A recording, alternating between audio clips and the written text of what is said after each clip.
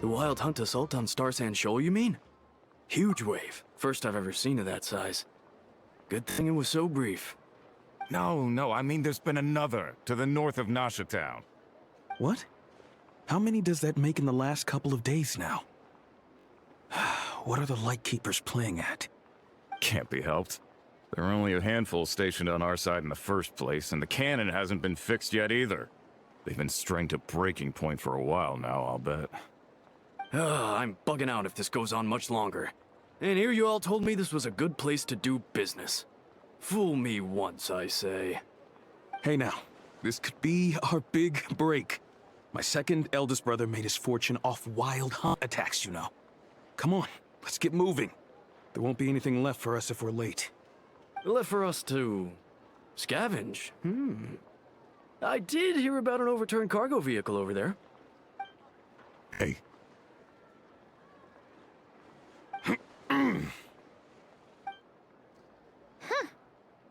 Should have told him that those are dangerous thoughts.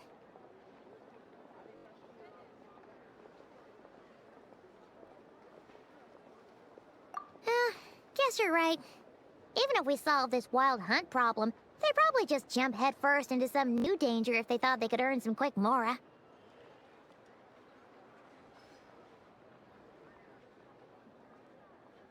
Paimon will have you know that when it comes to staying out of trouble, greed and cowardice make the perfect match.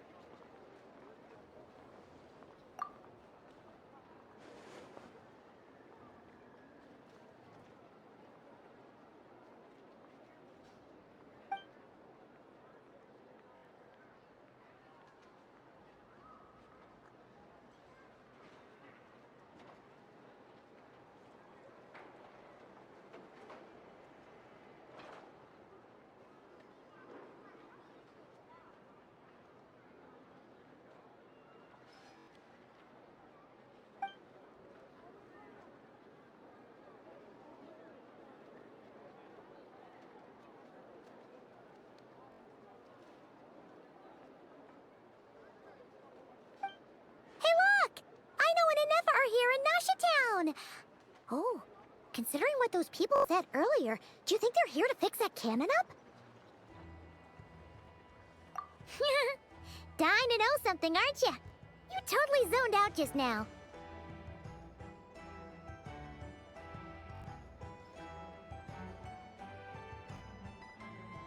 What? No! Paimon doesn't want to spend her days running from that thing. Anyway, let's just go, shall we?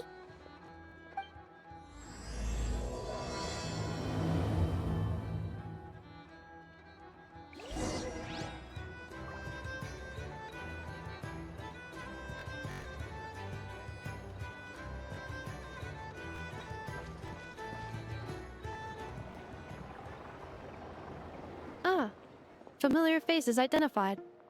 Our good friends, the Traveler and Paimon. Whoa! Free manual labor detected! Those evaluations could not be more different.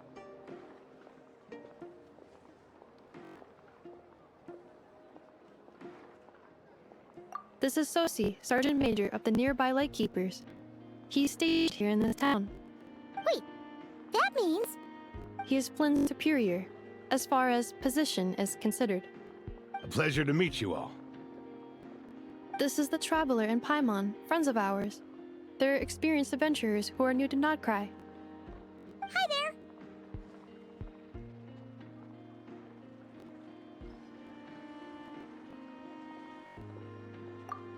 Indeed. The sooner we can get it firing again, the quicker we can ease our current predicament. 2 more wild hunt incursions have come sweeping in at different locations after the last one at Star Sand Shoal. Our manpower is already stretched as it is. This is more than we can handle. Hasn't Flint's gone back to your HQ to ask for reinforcements? When will they arrive? Huh. Has he now? Yeah. That's what he said he was gonna do anyway. He hasn't contacted me about that yet. As per standing orders, he should be leading a team to root out the wild hunt. But I haven't received any reports for a while now. Well, he does act outside the remit of his orders sometimes. I'm a superior, yes, but I wouldn't say I have much control over his actions. So, he made the call for backup on his own initiative? Hard to say. Contacting HQ is a tricky business. I should know, I've tried. They either refuse my requests outright or end up dragging their feet. And all the while, we're the ones who have to deal with the Wild Hunt, which, by the way, can strike anywhere in Nodcry without warning, sweeping across vast swaths of land. This has been a real test of our endurance, to say the least.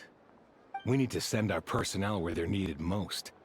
A single missive will not do much to change HQ's attitude, I fear. Flynn's understands this well enough, I'm sure.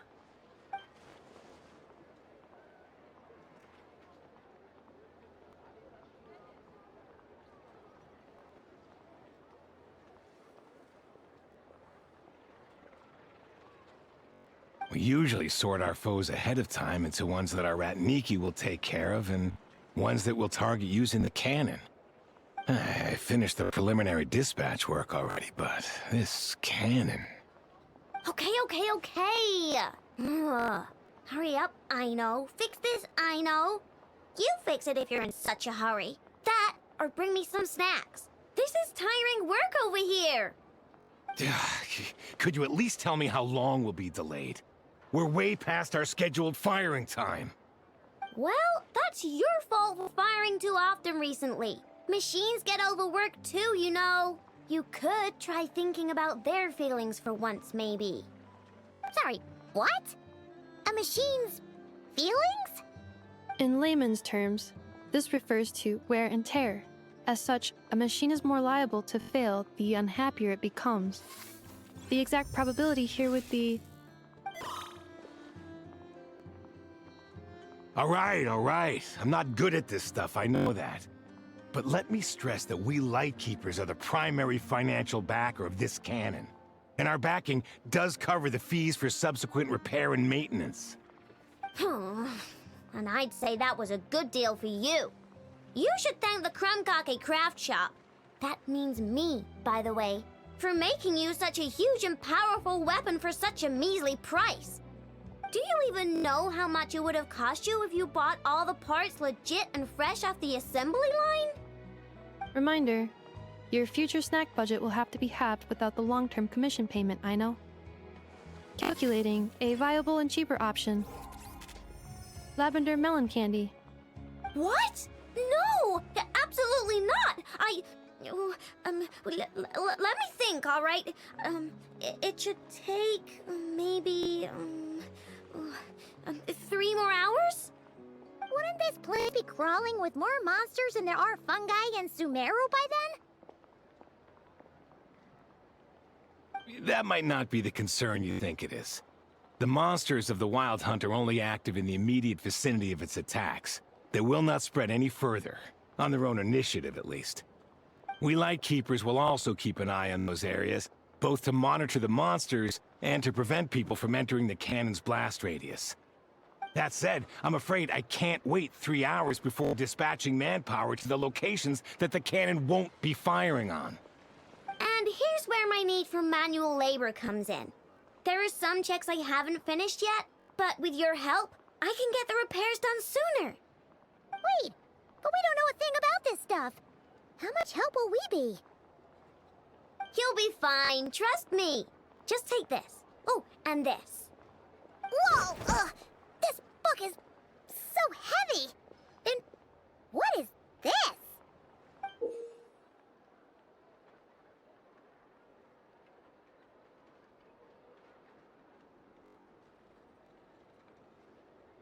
You can use Beep Boop Pizza to run diagnostics on the cannon. It'll tell you what to do.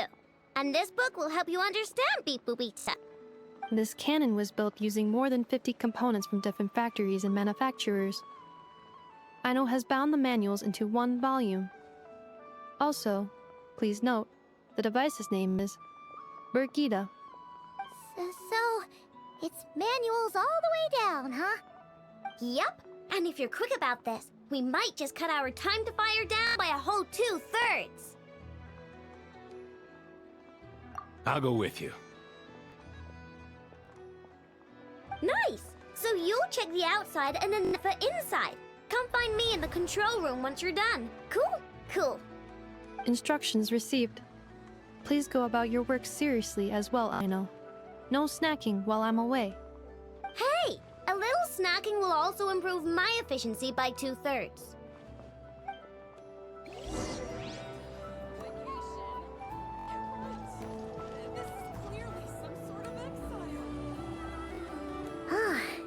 Aino's explanations for things that don't interest her are a bit meh, aren't they? Or is that just how geniuses are? Isn't Beep Boopita just following us around? Sure doesn't seem as smart as she said it is. How are we even supposed to know what to check?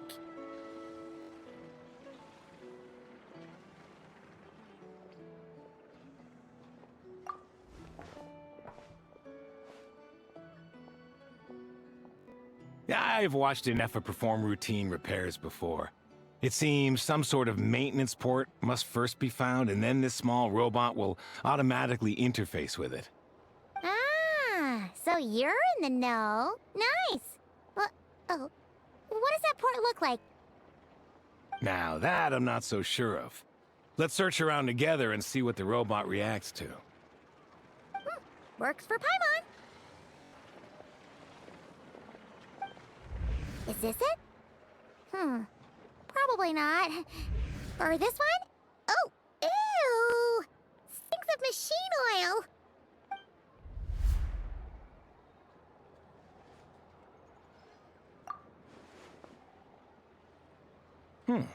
That thing over there looks promising. Where? Oh, yeah! It does. Let's try it out. Whoa! It's flying! Does that mean we got it right? So, what do we do now?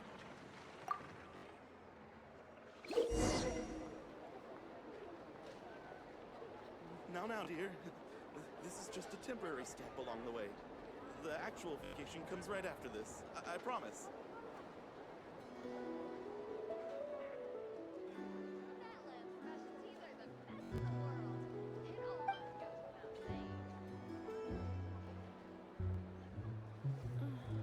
Some of these people have no taste whatsoever. A vacation? You're right. This is clearly Now, some dear. sort of exile. This is just a temporary step along the way. Have you ever seen these? The actual vacation comes right after this. I promise.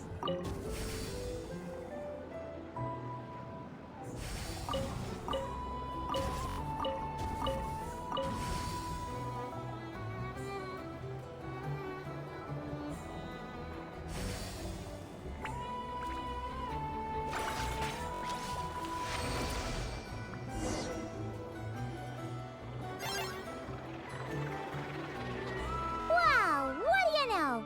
Aino was right. We got this working without understanding a thing Beep Boopita said. Still, it's impressive how you figured things out right away. Paimon's up next, along with this stupidly heavy book. Ugh. Let's see. Should be just like checking a dictionary, right? The matching result for this symbol is... check passed. All systems normal. Wait, is that it? Well, as they say, no news is good news. Yeah, guess you're right. Just feels like we did all this stuff for nothing, that's all. On to the next spot, then.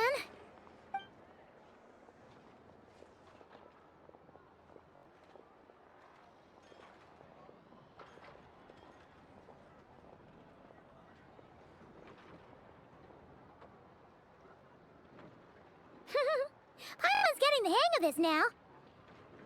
And this time... Huh? Why are you angry? Oh, huh. Looks like its expressions are also prompts of a kind. Which page is that on? Oh. We need to take note of the order in which its eye colors change. Purple, red... Hey, slow down! Paimon didn't catch that!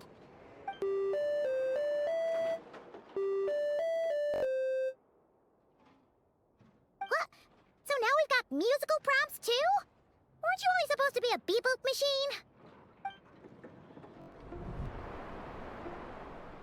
All right, one final stop. This was quite a trip, huh? Agreed. I must say, you two have a talent for maintenance work. A bit shaky at points, but not bad for your first job. Good eye. Paimon's the real deal when she deals for real, you know. Really, I'd have liked to share the load, but you were really getting into it, and I didn't want to interrupt. Ugh, couldn't you have mentioned that earlier?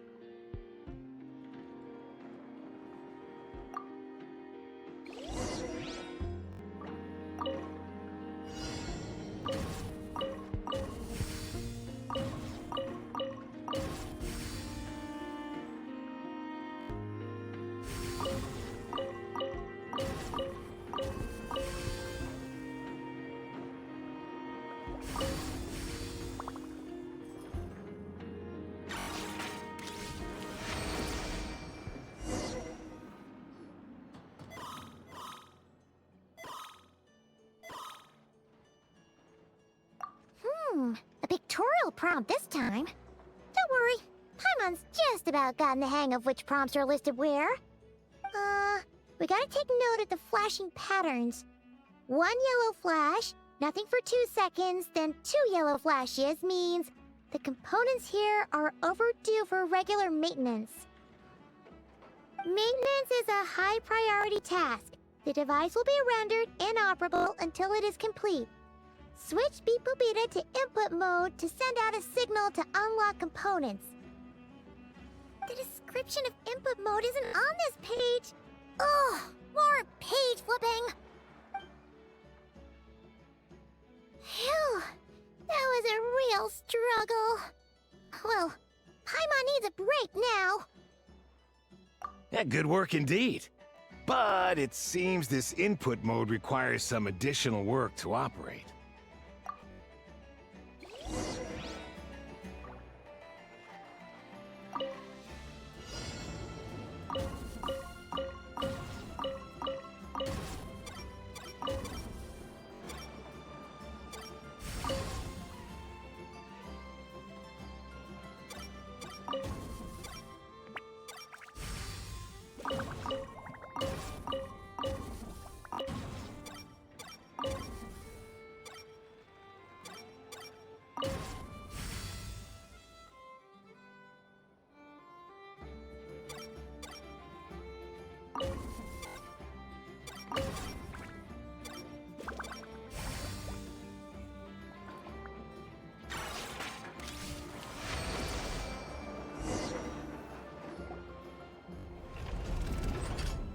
Well, looks like we're all good. We can remove this thing now. I've no clue, frankly. But whatever. I got a feeling we've all given up trying to figure this cannon out.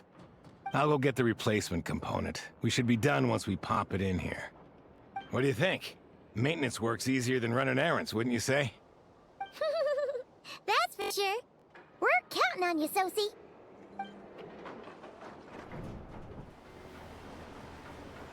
You know what?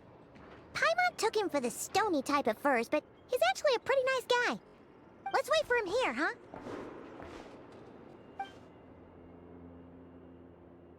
Are your tasks complete? Yep. Sosie's gone to get the replacement component. We'll be done here once we put it on. Allow me to check against the recorded data. Yes. This component is approaching its replacement deadline. The cannon will generate immense recoil when fired. If this is not controlled, the firing platform will become misaligned. This part is designed to anchor the cannon and ensure accuracy when aiming. Huh. So, if the cannon isn't fixed in place, will it start spinning around like some kind of massive firework? A novel analogy, but an apt one. The large-scale damage that might follow would be undesirable by anybody's standards. This component is currently easily damaged. The materials are not up to par, and there are still some design flaws. But Aino and I are working to improve it. Estimated waiting time remaining: 7 minutes. Would you like crumb kake? Yeah! after a hard day's work. Certainly. It will be ready shortly. Observation. Freshly baked krumkake result in the most efficient improvements upon human happiness indices. As such, I activated an internal heater before starting repairs. Thanks for the treat. I know's lucky to have you.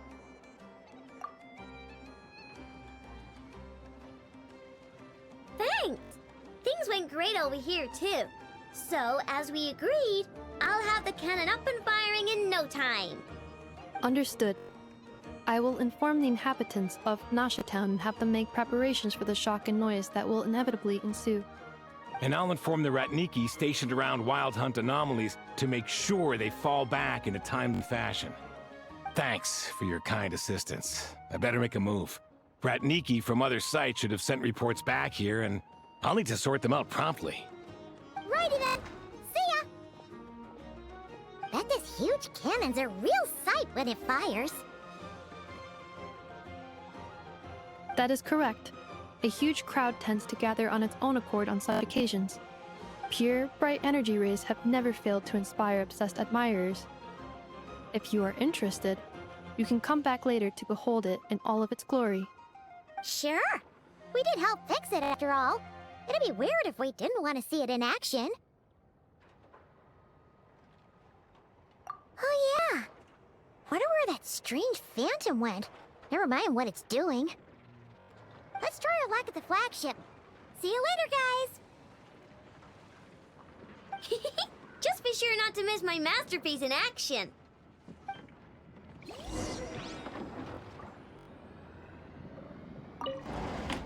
Checking snack stock. Lower than expected. Please, explain, Aino. Later. Can't you see I'm busy? You know, saving the poor, anxious inhabitants of this town?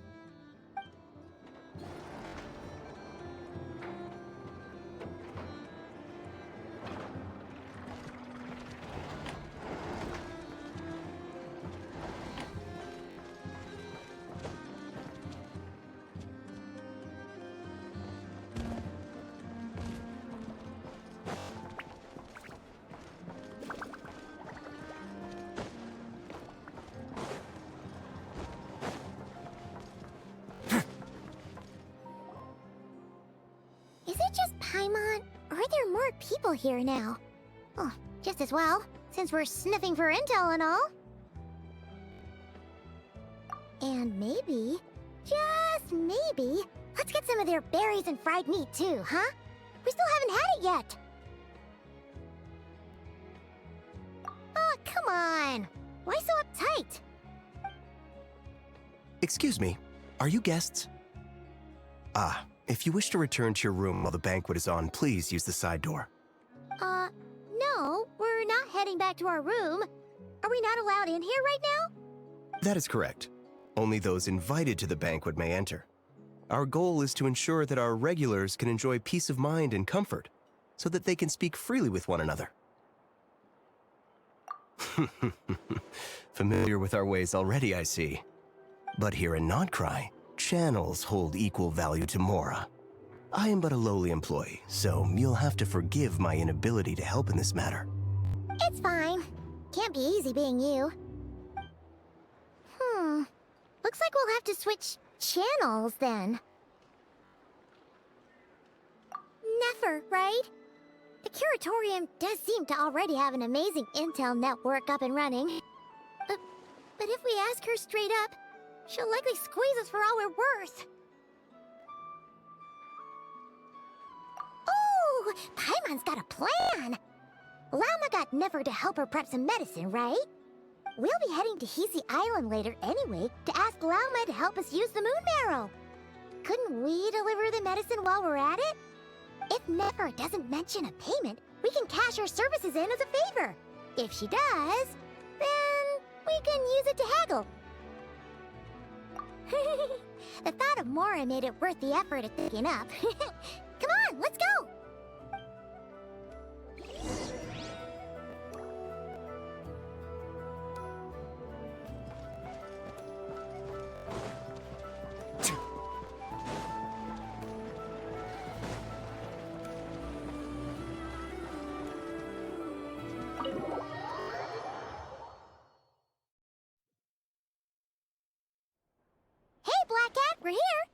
Oh, it's you this time. Hello, you two. What's up? Not much. Just here to say hi. Also, we'll be going to Hisi Island later, so we can deliver the medicine to Lauma for you if you need. How thoughtful of them. Bet they want something from me in return.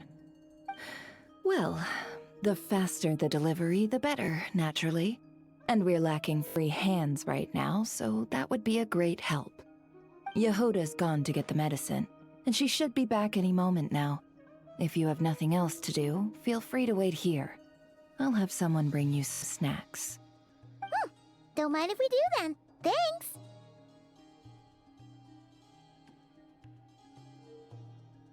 Oh yes, I'm sure you've all heard about what's going on. Nasha Town's in turmoil, and right now everyone wants intel. Whether it's to strike it rich, save their lives, or escape whatever predicament they've found themselves in. Ah, so you're busy making Mora. How nice. It's not all good news, I'm afraid. We're stretched so thin that our clients have taken to competing for our services via auction. The price for taking priority slots has all but skyrocketed. In other words, we've had to suspend free intel handouts for now. She cornered us right away. Did she guess what we really wanted from the start? If there's anything that worries me right now, it's the Wild Hunt. It affects everything we do, yet the number of people who can ensure cargo safety in the face of such a threat is vanishingly small. Huh? That doesn't sound too hard. If you need something delivered, hit us up and consider it sent. Is that so? But... no. Forget I said anything. I mean, we're great heroes. How could I waste your precious time on trifles like these? Is there now? You should have said so sooner. Far be it for me to extort you, of all people, for intel. But seeing as you so kindly made me an offer, I suppose I'll accept. What's there left for us to say here?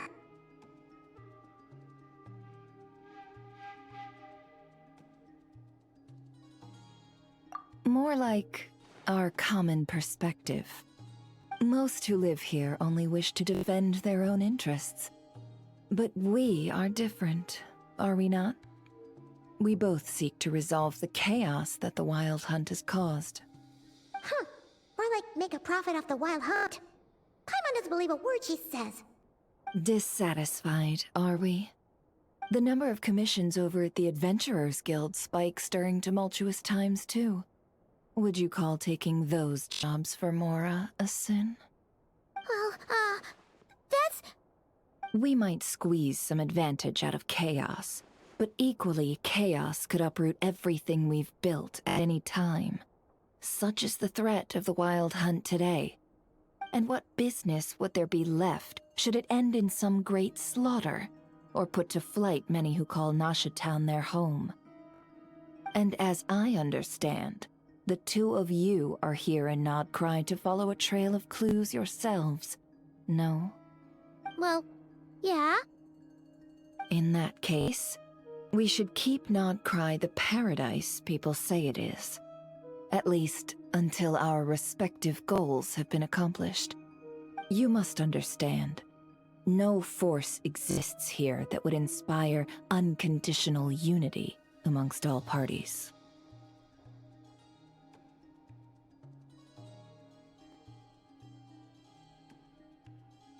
After that incident with Lauma, I'm inclined to believe you. Your selflessness is admirable, to be sure, and rare around these parts. Though it's rare for a reason, kid. Just a shame that our mysterious phantom has hidden itself well. Between that and its ability to shift shapes, it will no doubt be a most slippery customer. Really, I'd be all too glad to pass on any additional intel I gain. We make a good team, after all, don't you think? You front and center, me behind the curtain. That does make sense. Sorry, Nefer. Paimon took you for someone who only cares about profit. A well-placed only, indeed, Paimon. Nothing is wholly divorced from profit of some kind. Wait, so you were ready to work with us from the start? Why, of course. In fact, I was wondering when I might bring this up the moment you entered. But... Hey, boss, I'm back! Huh? Oh, you guys are here too? Indeed they are. In fact, they've volunteered to deliver the medicine to Lauma on our behalf. And totally free of charge. Such kind souls, aren't they? Really? Great! Oh, in that case, guess I'll be clocking out now. Got a few more places for you to visit right here, dear. Huh? Haven't I already worked a few days worth of overtime already? Well, guess the extra more is pretty nice. Well, we better get this medicine delivered pronto.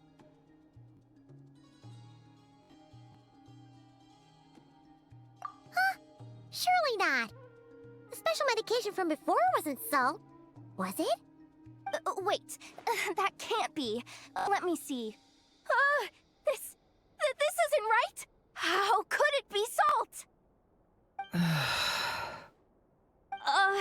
It was raining back there, so... could it have happened while I was resting at the store? Sorry, boss. I'll get it back right now. Trust me, I'm super fast. Hey! Slow down, you might get hurt! Well then, any plans? If not, what say we go into town and ask around about the wild hunt? We were thinking of doing that, but we didn't get much out of it. The townspeople are a bit wary of us, and we can't get into the flagship right now. Ah, yes, the banquet is on today. Perfect timing. That's where we'll go. Huh? Can you get us an invitation? Oh, come now. What are we, sticklers for the rules?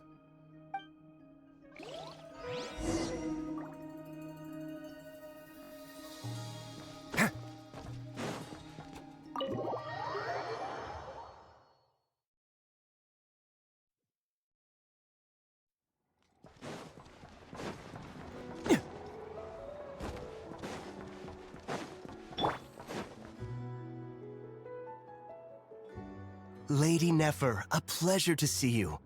Oh, and our guests from earlier, I see. That's right. My apologies. Consider it my fault for not having explained the banquet's rules to them beforehand. Oh no, it was no trouble at all.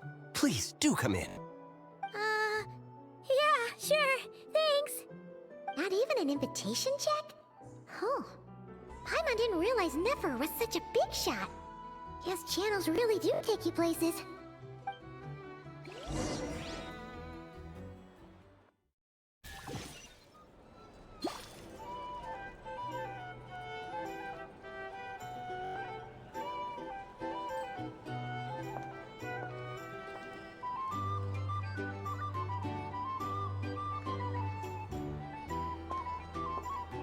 Finally! Now, what do we...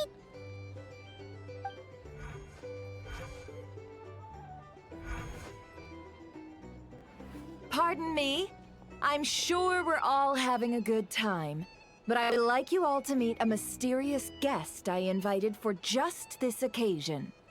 I give you tonight's special guest, a renowned mixologist from Mondstadt. Are you serious? Nice to meet you all. I'm sure that no more needs to be said about Mondstadt's wine industry. After all, we are all connoisseurs of fine drink here. The special drinks menu is being set before you as we speak. Now then, for a time, Let us set aside our worries and enjoy these exotic spirits from afar. Ah, I see. A new face for the bar. And here I was thinking, that ain't a familiar face. No wonder. Well, it's a rare occasion to be sure. Want to order a glass or two?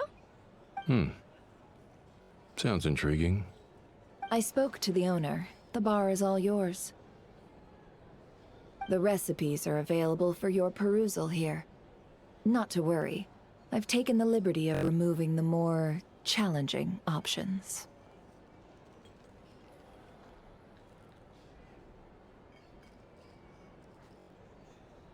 How'd you set this all up so quickly? Well, as long as you know what both sides need, negotiations are essentially just a process of confirming the deal.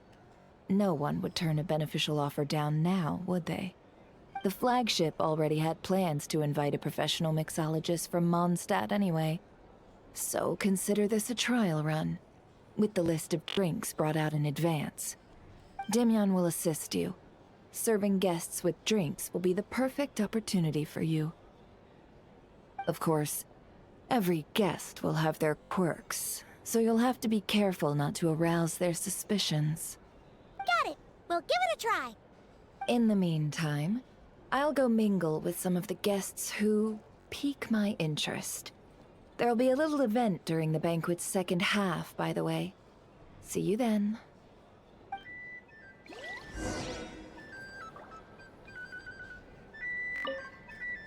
Hello. How may I assist?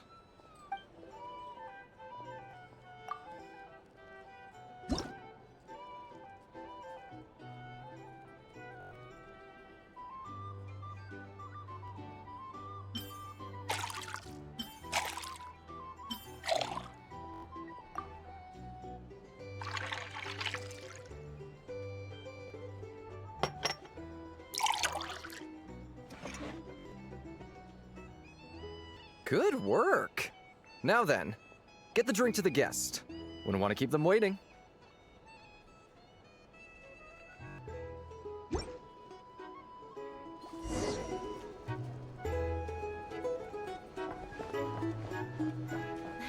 Ever consider returning to Snezhnaya? Oh, thanks.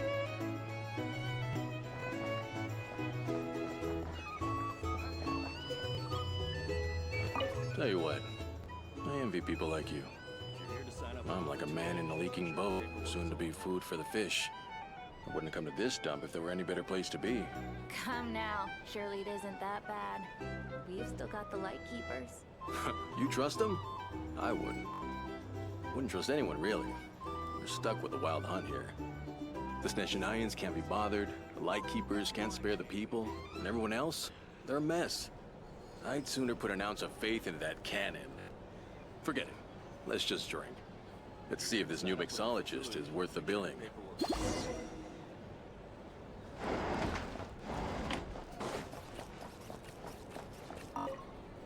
Hello. How may I assist?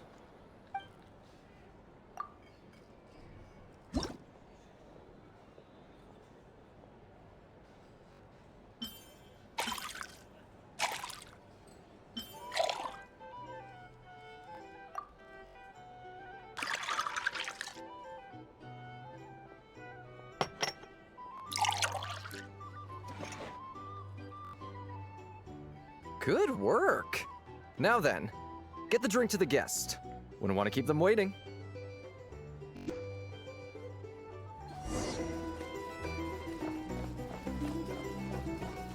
I doubt the Snezhnayans will stand idly by if this wild hunt problem gets any worse. I wouldn't be. Just leave it over there. Bet you some people are just waiting for this place to fall further into chaos. You've got a plan for that, then? Hard to say. But what I can say is that the situation in Nashitown will get out of hand if that cannon isn't fired soon. That gun's a symbol. The most solid proof that ordinary folks like us can stand up against the wild hunt. Little spike. Wait. What are you angling for exactly?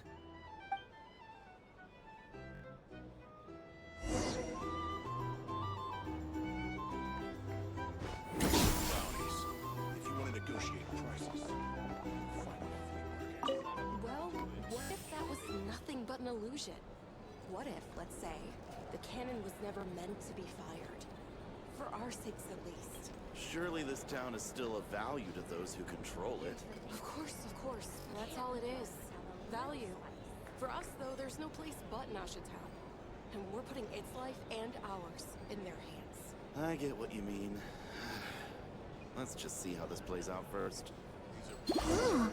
Seems like they're all talking about the cannon already. Guess that's why Sosie was so anxious.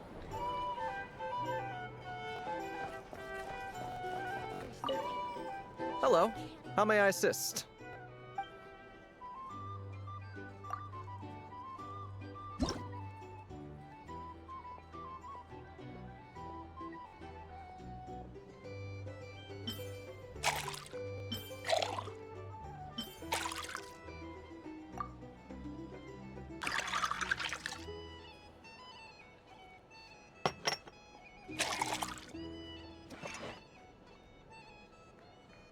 Good work. Now then, get the drink to the guest. Wouldn't want to keep them waiting.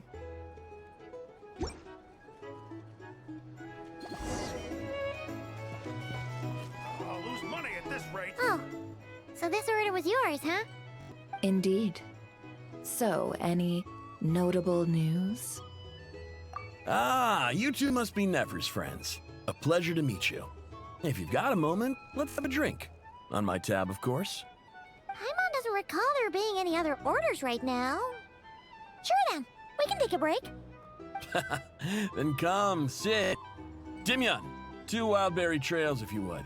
Without alcohol, much obliged. Hints is the name. I help out at the Rossum workshop in town. They usually put me in charge of making and repairing simple machines. Paimon's name is Paimon. Pleased to meet you.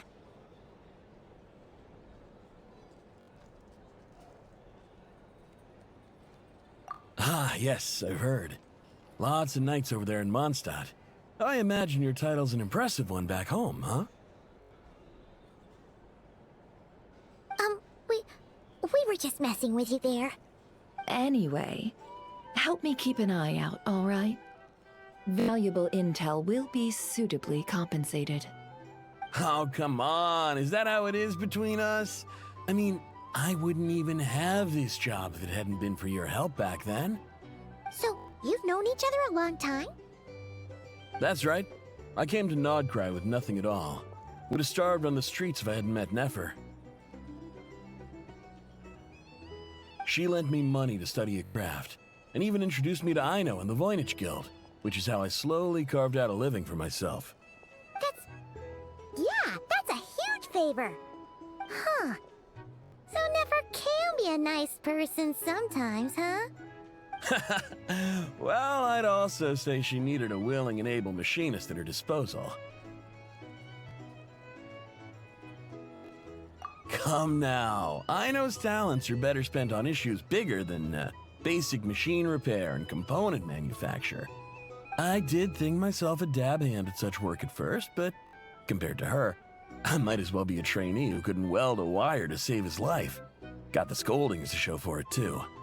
It took me a long while, but I finally got to the point where I could make my own machines, and even maintain some of Aino's relatively complex ones, like Kuvaki detectors or mechanical arms. He's the one responsible for maintaining Yehoda's robotic arm.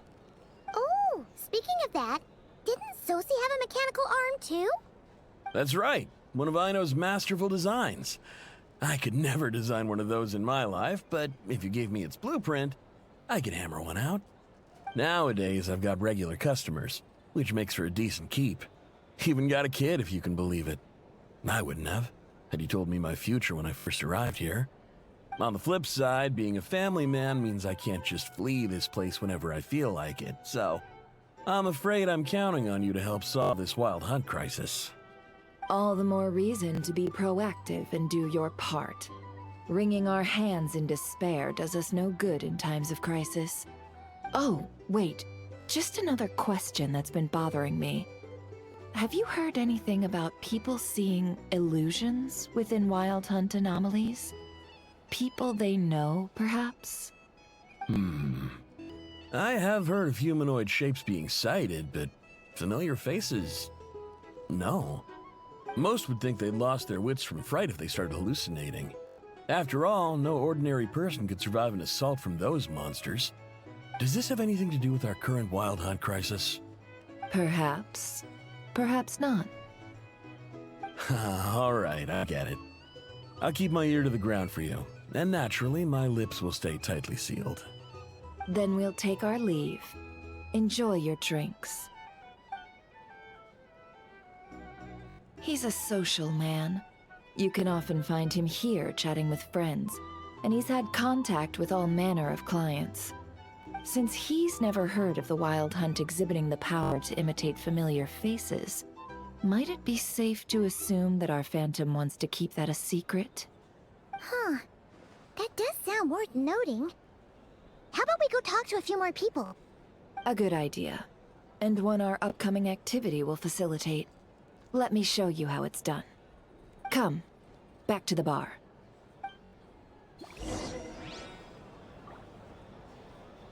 Here's the thing. You can't live life without a little spice. I once considered keeping some pets in my office, but soon gave up on the idea. It's just not right to keep small animals where they won't be able to see the sun. Find a flea market.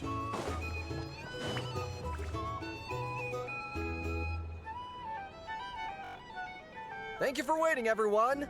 The roulette showdown is ready to begin. Finally!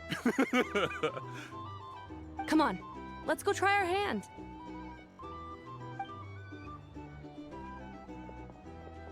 Joining us, new girl?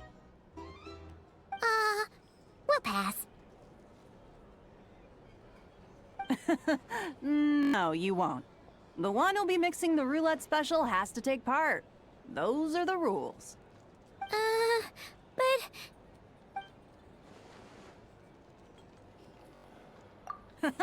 That's more like it.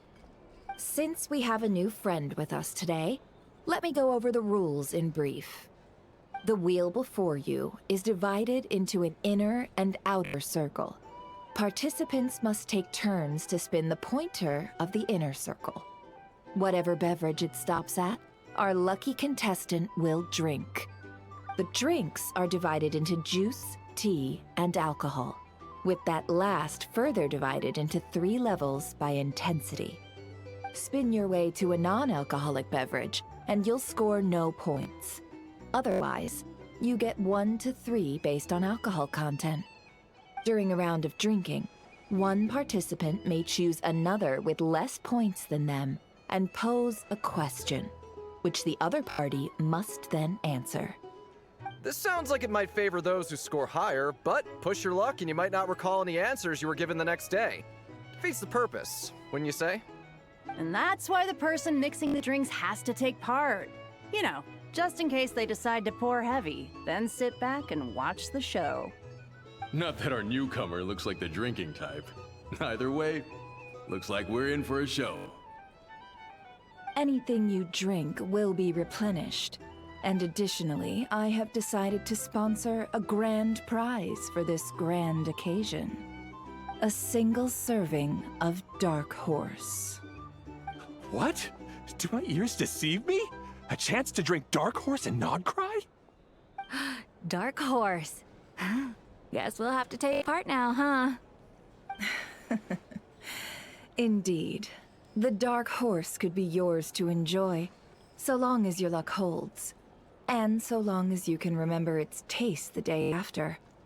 And if our lucky winner can drain the whole serving in one go, they will gain the right to ask everyone a question, regardless of their score.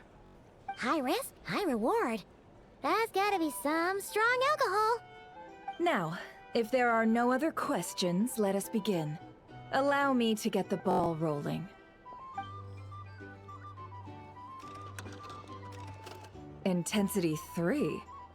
Looks like I'll have to put my back into it today.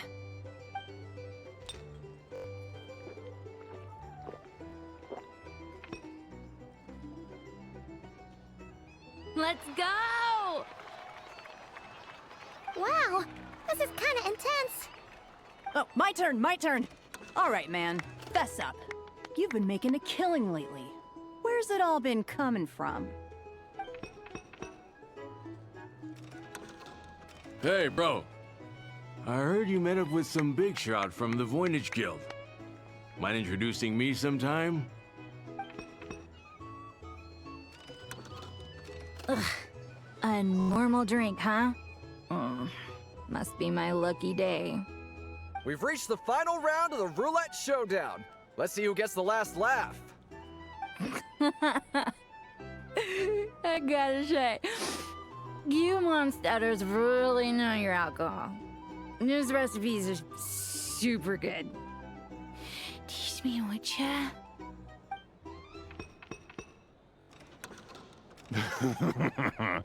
I was wanting to ask about your wife. Your wife.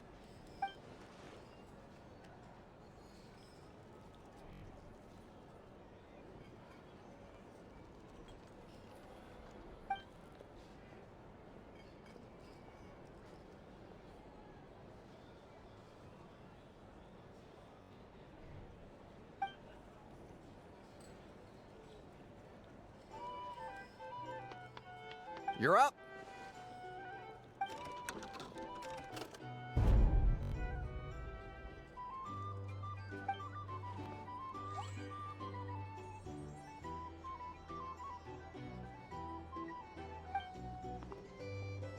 Whoa! New face here just drew the dark horse. Bottoms up! Bottoms up! Hey, will you be alright? You wanna just give this one to Paimon?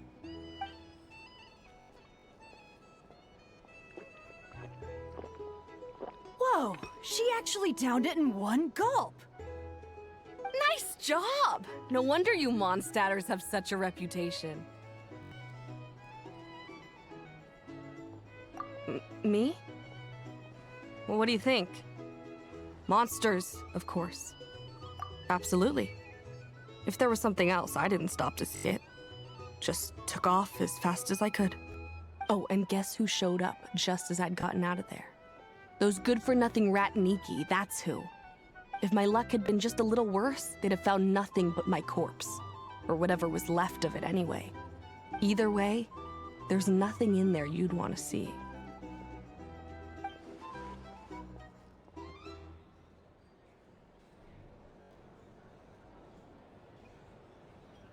I see some downcast faces. Why, have we all hit our limit? Huh. Says who? I'm still raring to go. 'Cause you didn't drink that much. In that case, let me raise another glass. To a blast of a showdown and a wonderful evening.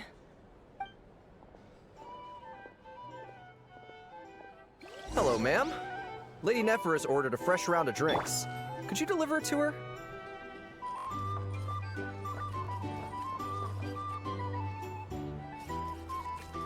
Huh? Are they playing cards? Paimon spies some elemental dice. Same as usual then? One die, 100,000 mora. I'm not here to do business with you.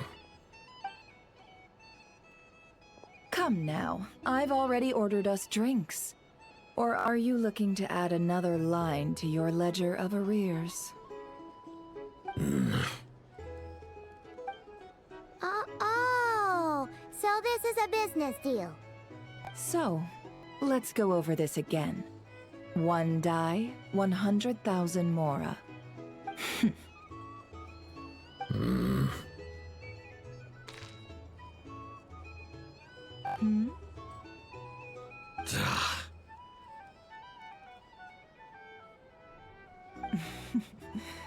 Then we have a deal. Come, you two. Take a seat as well. What are we even doing here? I can give you 3 things. The features of the Wild Hunt, the exact locations where it has appeared, and the intel we've received from the Lightkeepers. The Wild Hunt is in fact a phenomenon linked to abyssal power. Fog and monsters follow in its wake, posing a lethal danger to ordinary people. On the flip side, these monsters cannot leave the fog, so the disaster cannot spread quickly. We already know all that. Fair enough. Then I won't beat around the bush. Here's a map of current Wild Hunt anomalies that I snagged from the Lightkeepers, including the locations they'll soon be bombarding.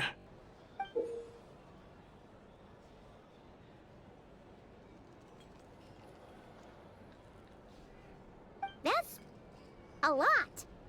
We've never seen anything like this either. That's why everyone's so worked up. That's not enough. 4 dice. Cool it, all right? I'm not done. Now, the Lightkeepers don't want you to know this, but weirdly enough, more Wild Hunt sites have disappeared than their involvement would indicate. Isn't that normal? They're not the only ones fighting the Wild Hunt after all. Adventurers do that too, and maybe some just go poof by themselves. I'd agree. And really, we've always had a small, stable discrepancy between reported anti-Wild Hunt ops and anomalies cleared. That variance has become a gulf lately. What could that even mean? I've got 2 theories. One, that some new force is clearing the Wild Hunt out in secret. Or 2, that some Ratniki are not reporting the work they do on purpose. The odds of the former happening is low. Not many organizations can even engage the Wild Hunt. Never mind keep those operations a secret. If you're interested, I'd recommend following the latter train of thought. Paimon doesn't really get it. What would anyone gain from doing that? Now that's what I call interesting intel. No wonder you've been doing well for yourself lately. Even if you've mostly just been reselling my intel. Please, stop. This is all I've got for you. Oh, stop that. Why, people might start thinking me a bully. Let me give you an opportunity instead. Out of respect for your independent intelligence gathering. An answer to a simple question. For 50,000 off your debt. Have you heard of people seeing familiar faces within a Wild Hunt anomaly? Or experiencing something akin to, say, an illusion? No, nothing like that. Nothing at all but ghostly shadows. Nothing at all, Not even for 50,000 Mora? Either you don't take your debt seriously, or you're confident you can pay it off. Hey! No means no, all right? This is about my dignity as an intel broker. Mora doesn't factor in here at all. Okay. Well, that puts me at ease. You really are the same as ever. And you've learned quite well. Go on, then. I'll swing by again. Sometime soon, perhaps. Ugh. So, you're his creditor? Indeed I am. He's resold my intel quite a few times now, pocketing the difference afterwards. Rather dishonest dealing, if I may say so. As luck would have it, he would only purchase information from me when he was just about done negotiating with his buyer. So I arranged a little something just for him. A painful lesson, you might call it. Ooh, that sounds brutal. Oh, I was downright beneficent in charging for that betrayal. It was more about the message, really. In any case, I believe that's all we'll get here. Let's go through what we've learned outside. If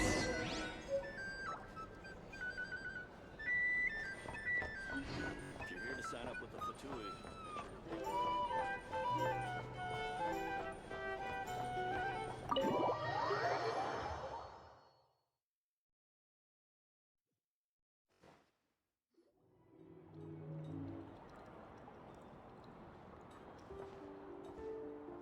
Most of our intel seems quite dispersed, so let's try piecing it all together. Well, first, no one else has seen that weird phantom, apart from our encounter on Star Sand Shoal. Indeed. And we have that from multiple accounts, so each statement corroborates the others. What in Tivat could that phantom be planning? Agreed. Instances of the wild hunt afflicting Nodcry in general have increased in frequency, but the phenomenon itself hasn't changed much. What you encountered must have been something special, with our mastermind concealing themselves within, in order to target the Moon Marrow. In which case, two questions arise. Who is this mastermind, and why would they want the Moon Marrow?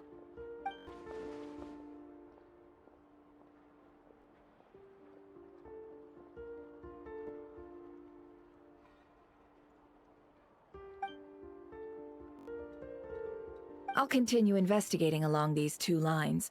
We can reconvene again if any progress is made. I'm back!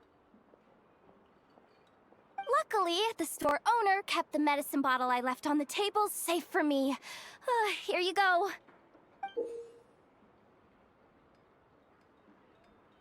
Huh. Thanks a bunch, Yehoda. Take a break. You've earned it. Oh no, I've got work to do later. And anyway, isn't the cannon about to go off? I was watching it the whole way back, praying it wouldn't fire. Not until I got back, you know? Again, lucky me. Huh. So you're interested in that big gun? Of course. I mean, just think about it. Something that size is bound to be comprised of thousands, even tens of thousands of parts, fused in such a way that it can operate smoothly and fire off a supergiant, super strong beam! Isn't that just so cool? I mean, miraculous. Like a miracle created through countless careful calculations. It has been a while since the last time it fired. Go on, feel free to go watch. Work can wait for a while. Thanks, boss. Anyway, y'all wanna come? It'll be worth the while and worth your wait. I swear. Might as well. Fruits of our labor and everything, you know? Woohoo! Let's go! Kaboom!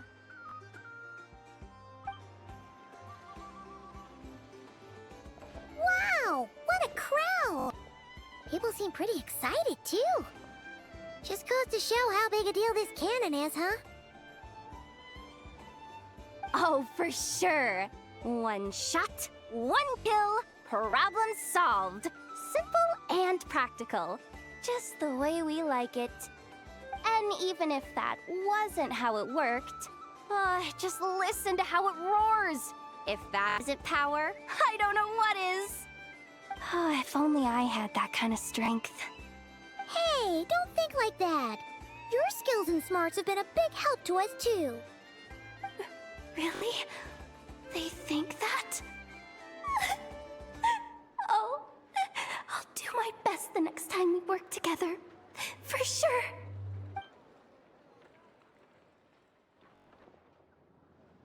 Hey, look! It's starting!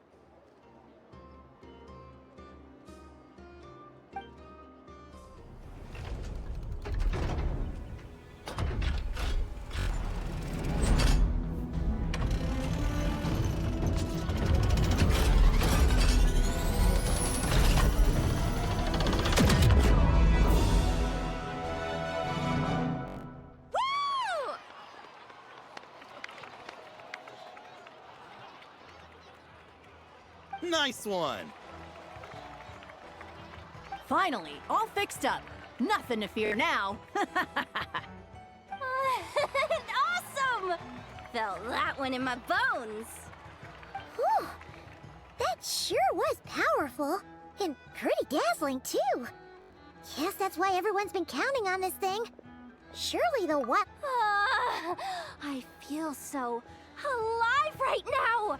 Overtime. Ha! It's gonna be a piece of cake. You know, Paimon's been wondering, If you're so interested in machines, why don't you go work for Aino? That's what we call drawing a line between your work and your hobbies. I've got some mechanical talents, sure, but this job I have now, no one can do it but me. Not even Aino or her silly robots. Anyway, gotta go. See you later. Says the person who got salt and medicine mixed up. Looks like the crowd's breaking up as well. Let's head over to Hisi Island. Best not keep Llama waiting.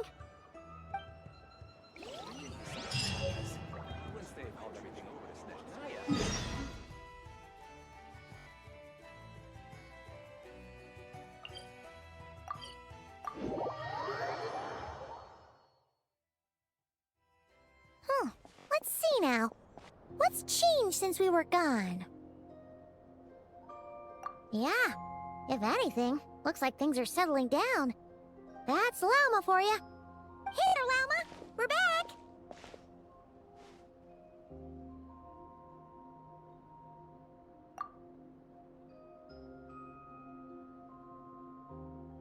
The cleanup work has been much more complicated than I expected. Solving problems that have built up over time is a tall order, to say the least. I believe it will take a few weeks more. Fortunately, those who remained appear to have shaken off the initial confusion and are becoming more proactive by the day. It's as if they've finally been forced to come face to face with what their faith actually is. And it's all thanks to you. No, I should have done this a lot sooner. I've been focused on taking care of myself these past few days, so I'm in a good place. And since you're looking after the Moon Marrow for us, I should be able to help you investigate the truth of the past.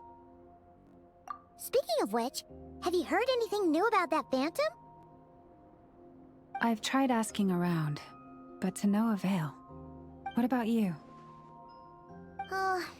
We haven't made much progress either. But here's what we've got.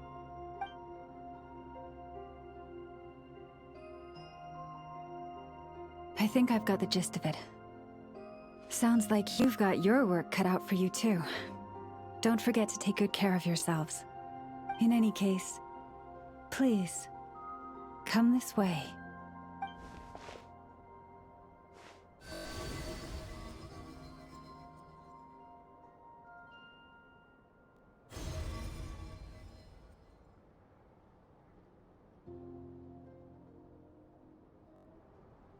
What do you see?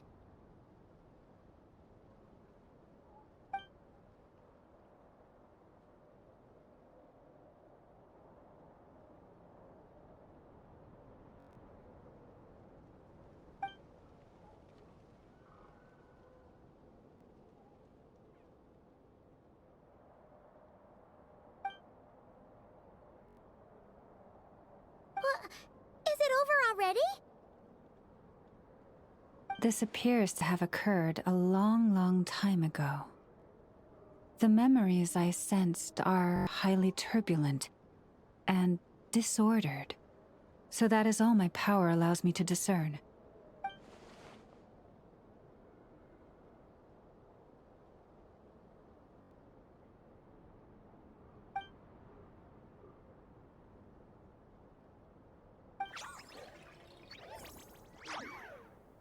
Huh? What's the matter?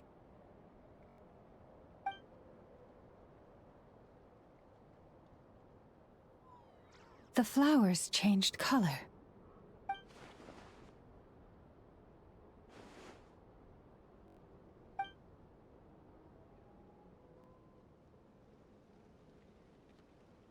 Yeah, we should go see her and see if we can help her in some way. I'll leave that in your hands then. Oh wait, here you go. This is the medicine you asked the Curatorium of Secrets to help prepare earlier. Ah, thanks for coming all this way with it. You've been a huge help. Also, if I may, I have a feeling that Kuthar might be able to help you get a more detailed glimpse at the memories about your spaceship. Oh, that's true. She's the Kutara after all.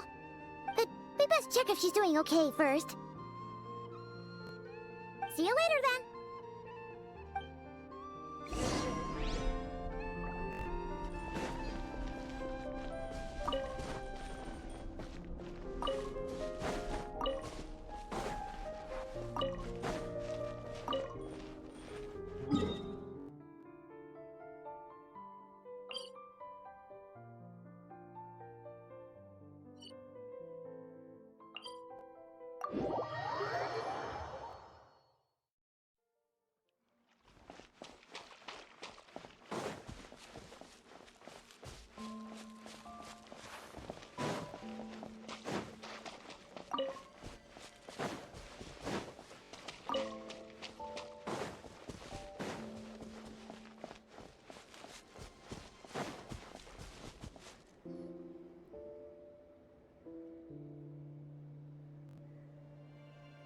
Oh, she doesn't look so good.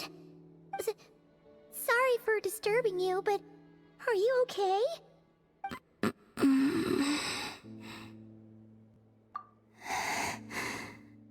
Dizzy.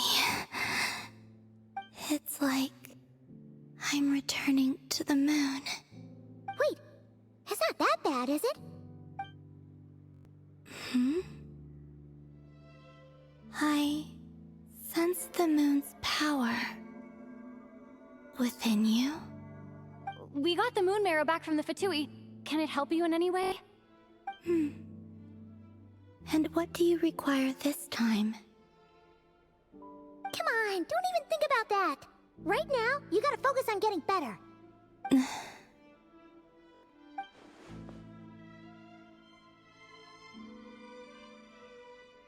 I might need your assistance in the future.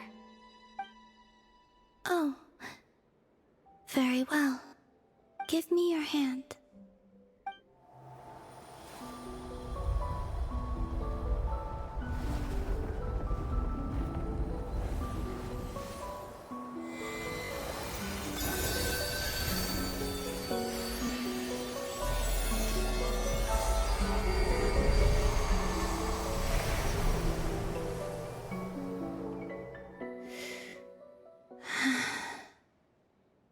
Back to Earth.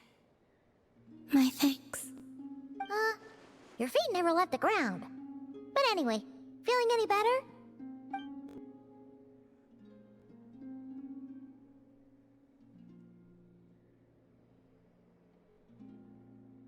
Significantly.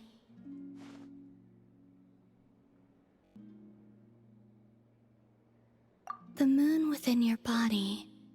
It is as silent as a reflection in the water. Fascinating. I merely drew forth a ray of its light from the water. Enough to keep me tethered to the ground for now. I think I sensed some other changes as well. That is the moon goddess's favor. All things I come into contact with will bear this mark. It is harmless, and will fade over time. Speaking of which, do you want to be the Moon Marrow's custodian, now that you've got your power back? It's supposed to be something that belongs to a god in any case, right? It is the remains of Arya, goddess of the eternal moon. So it does have to do with... Wait, what? Did you not know this already? Lama just said it was different from the other fragments, and that she could sense divine power within it. And she is correct. When I drew that ray of moonlight from the marrow, I also drew some memories from within. That is how I know that it belongs to the goddess of the eternal moon. But Lama also saw the past by using the Moon Marrow. Why didn't she see that?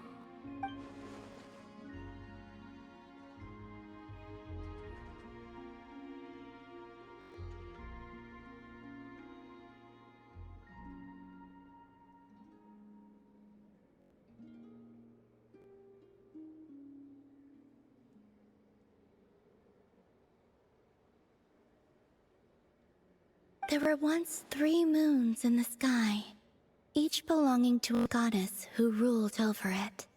But after the War of Funerary Flame, all 3 lay slain, and 2 of the 3 moons were shattered during the conflict. After Arya's death, her power coalesced into this moon marrow. The iridescent moon's remains have never been found. And while the Frost Moon's goddess died herself, her moon was never broken. As the prophecy stated, this moon would birth a new deity sooner or later. The entity the Frost Moon Scions call the Kutar. I can sense that my power belongs to the Frost Moon, but it lies beyond the false sky, too distant from me. Forget controlling it. Sensing it alone requires immense effort. Oh, wait, let Paimon count this up. We have the Eternal Moon's Marrow with us. No one can find the iridescent moons. Does that mean you have the Frost Moon's Marrow inside you then? No. It can only form after the moon goddess is dead. Consider it a form of energy core. You may as well ask if there are rocks on the moon. Oh, so you're saying that you represent the Frost Moon's power, right? Yes. Now, a god with a gnosis is named an Archon. Since you bear the moon marrow, does that make you a moon goddess? You do not wish to become one? That's not really the problem here. Also, why are you so eager to pass that title on to someone else? Anyway, never mind this becoming a moon goddess stuff for now. We're asking if we should return this moon marrow to you. I do not desire it. Huh? Nor does it desire to come to me. And what does that mean? When I came into contact with its power, I sensed a kind of rejection. I can only guess that this is because I, too, am a moon goddess. 2 moons will not rise at the same time, let alone consume one another. Guess it's stuck with me for now then. You sure that's gonna be okay? Glauma did say that you've hidden its power well, but the damselette sensed it just fine. And it's the wild hunt we're dealing with here, not some run-of-the-mill enemy. If it detects the marrow... The wild hunt? You speak of that phenomenon as if you were describing a person. Well, it sure looks like there's a person behind it all. Someone with a super clear goal, too. They've been after the moon marrow non-stop. That seems to ring a bell. Huh? Does it really? My colleagues used to mention someone, back when I was still with the Fatui. He hailed from Conria, gaining abyssal power during the Cataclysm, and he had a consuming fixation on the moons. Conria? Well, we don't know if the phantom we saw has anything to do with that, but the details kind of match. What was his name? I only know what others called him. The Rayhir of Solnari. Huh. There was that title too. Yes.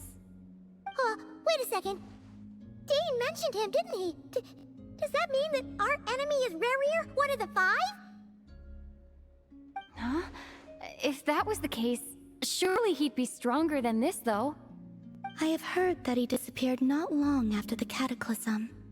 But when I asked my colleagues where he went, they replied, "Do you really not know?" Why would they say that? The tale of his final fate has it that he fell into the moon's reflection, from which there can be no return. Wait, hold up, pause. There's just too much information. I felt the same. They seemed to think that I should be the one who would know everything about the moons. But as I said, my prologue lies beyond the false skies. I do not even remember my name. Oh. Either way, following his departure, the wild hunt situation worsened drastically. and it has since become a byword for abyssal disaster.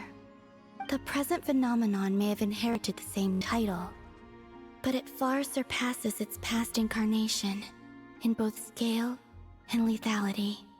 Oh, to think that we're up against one of the infamous 5 sinners! That's way too much for us to handle! That incident on Star Sand Shoal must have been luck then! Or maybe he wasn't giving it his all. And even then, he still defeated Marionette. Oh? What did you just say? Would you mind repeating that? That's your ex-colleague? So, we were on Star Sand Shoal together, and she was beaten by the Wild Hunt, too. Did you just laugh? No. She totally did. Are you two on bad terms or something? No. I simply imagined the put-out expression she must have worn in that moment, and found it interesting. She seemed quite shaken. Oh, she'll adjust soon enough. She's very good at that. Okay, anyway, we've gotten off topic. Now that we know how dangerous the guy targeting the Moon Marrow is, you sure you want to carry it around with you, Traveler? If Fatui intelligence is to be believed, Rerir would prevail even if all of Nod Cry were to stand against him. Perhaps something restricts him, if only for the moment. Before I decide, there's a favor I'd like to ask you, Columbina. What do you need? Do you think you'd be able to show me what happened when my brother and I arrived in Nodcry? I mean, when our spaceship first landed? Sure. That was quick. As I said, this to me is but a single ray of moonlight. Nothing to it. Give me your hand, and ready yourself.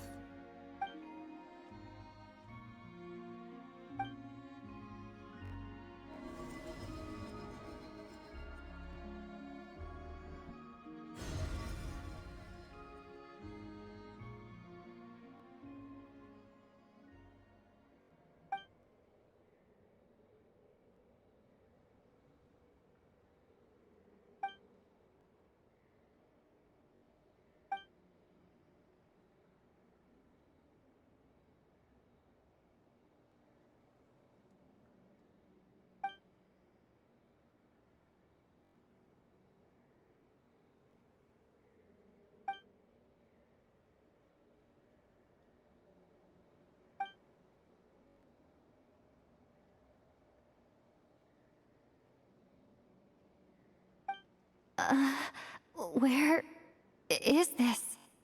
Lumine, come on, we have to leave this place! What? Hey, are you okay? Our spaceship. A long, long time passed after we landed. No one left the ship during that time. But Ether found me from outside of it somehow. Huh? How would that even be possible? I don't know. The secrets within memories are like cookie crumbs. Take a bite, and they go everywhere.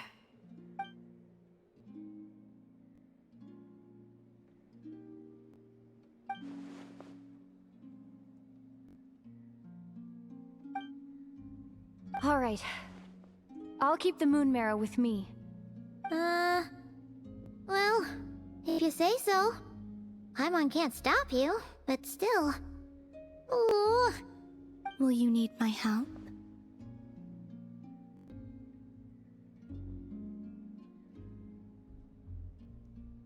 I could help you conceal the marrow. You could? Oh, that'd be great. Detecting it within you is already no easy task, but I can teach you to further conceal its presence using Kuvaki. Like this.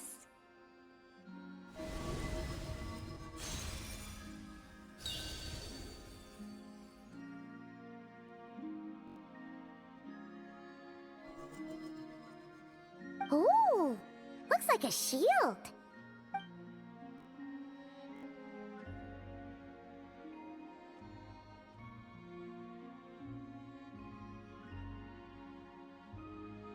Can you sense it?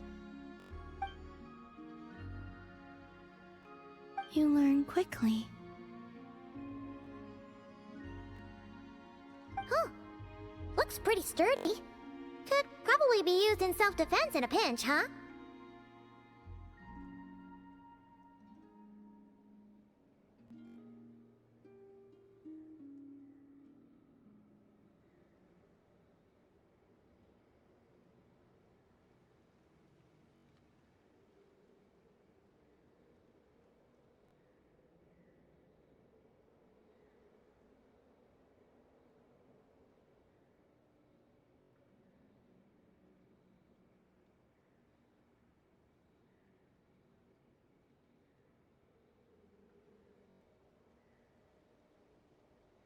Are you always here, Columbina?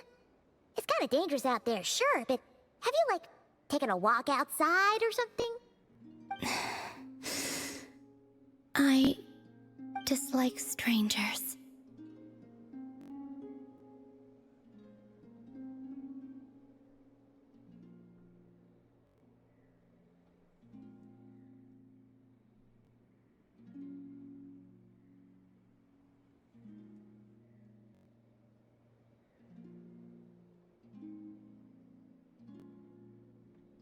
Slightly better.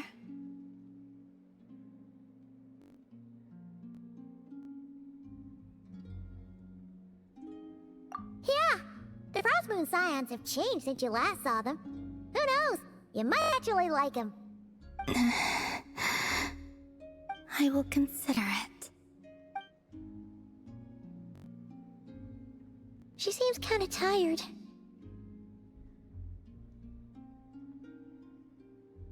Either way, thanks for agreeing to help us. It wasn't much. The flowers here.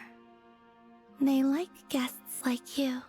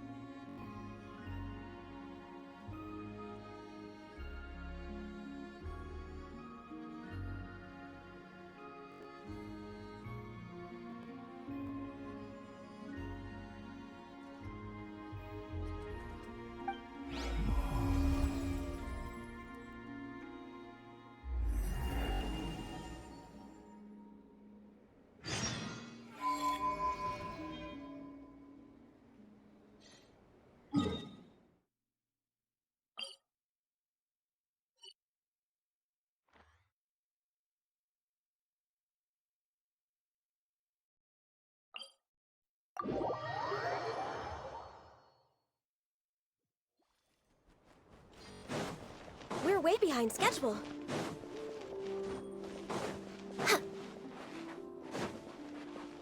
We're way behind schedule.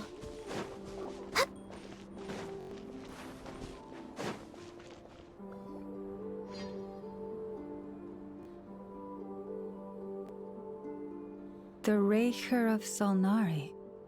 I've never heard that name before. Let's keep this news confidential for the time being. It would only cause even more panic amongst the people of Nodcry. But if this Rarir is as you describe, he will be a truly formidable opponent if we try to take him on by our strength alone. Yeah, things might be okay if everyone was willing to work together, but right now... Exactly. Whatever the case, let's start by telling those we can get to join up about the crisis.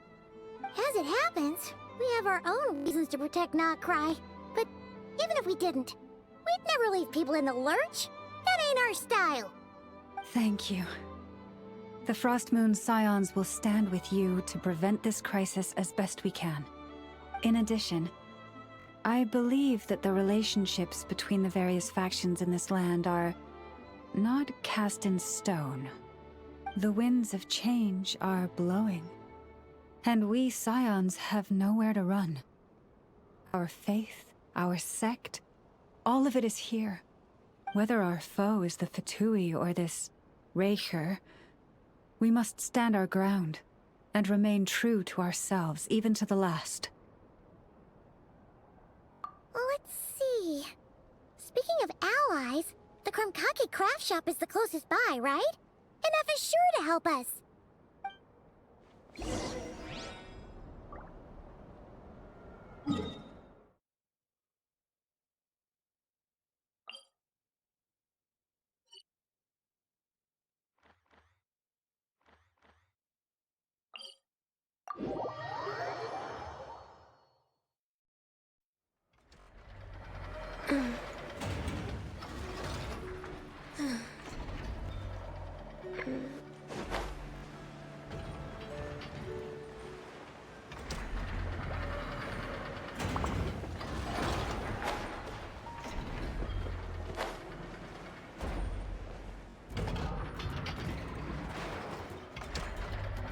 Friendly approach detected. We meet again. Listen! We've got updates on the Wild Hunt situation.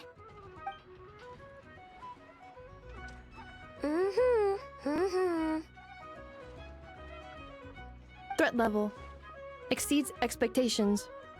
Phew, doesn't matter if he's the Rahira Solnari or Solari or whatever. One volley from my cannon, and he'll be blown to smithereens! You were there when we fired it, right? If that isn't the kind of firepower that helps you sleep at night, I don't know what is! True, but the cannon only works against shambling monsters, right? What if Brewer's super fast? Well, we'll just get enough to go grab him and tie him down. You're not taking this seriously at all, are you? Anyways, firepower is not a concern. See those canisters over there? That's all concentrated Kuvaki, which we'll be shipping to Nasha Town. More than enough ammo in there to blast that Fatui research facility to bits in a single shot. You sure have been looking forward to this battle, huh? Of course! This is gonna be the shot that shocks the world. All of Nagcry, heck, all of Snezhnaya will know my name once we're through.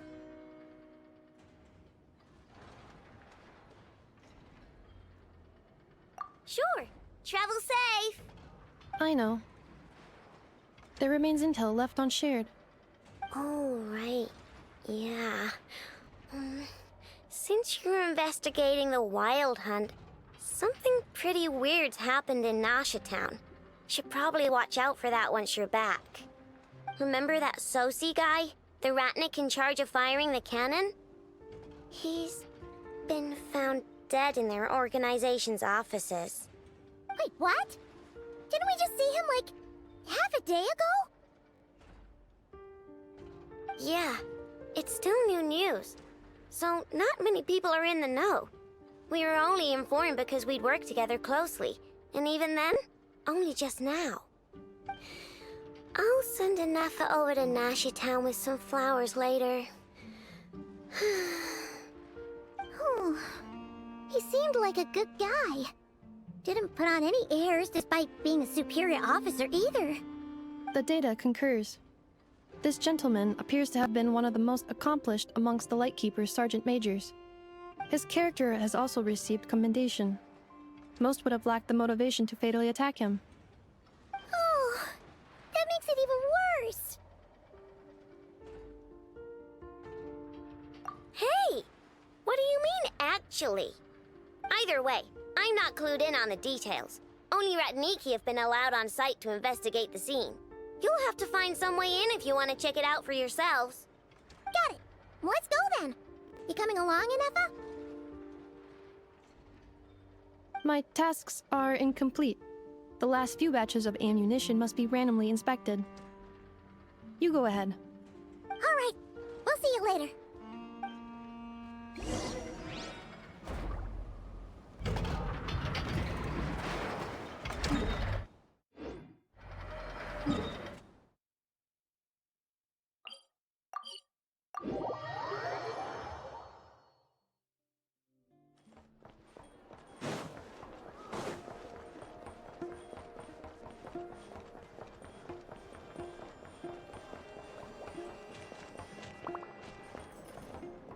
next on the agenda?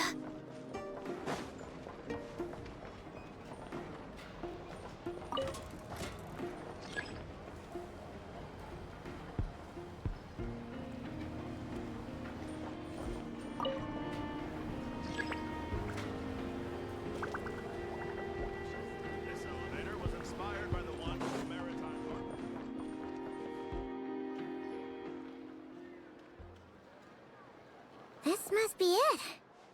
Oh. Doesn't look like there's any chance of us getting in with that ratnik guarding the door, though. Should we go speak to the guard first? Might as well try squeezing blood from a stone. Ah! Never! When did you... I came over to take a look as soon as I received the news just now. Aino told you about this then?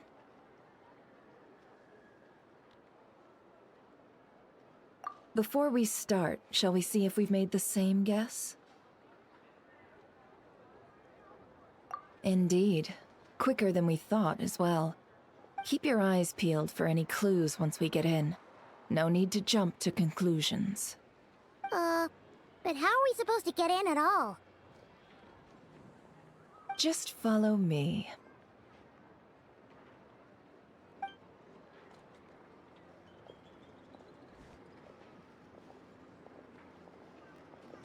I'm sorry, but we're not open to guests right now. Sorry about that. They're here to investigate. All of them? The paperwork checks out. All right then. Enter.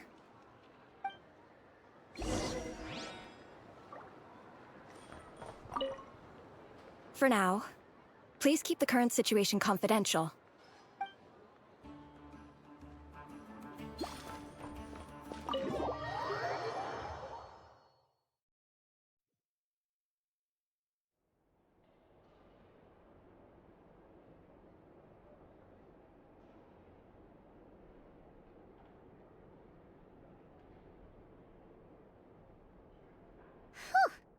Paimon might have said this before, Nefer, but you sure do come prepared.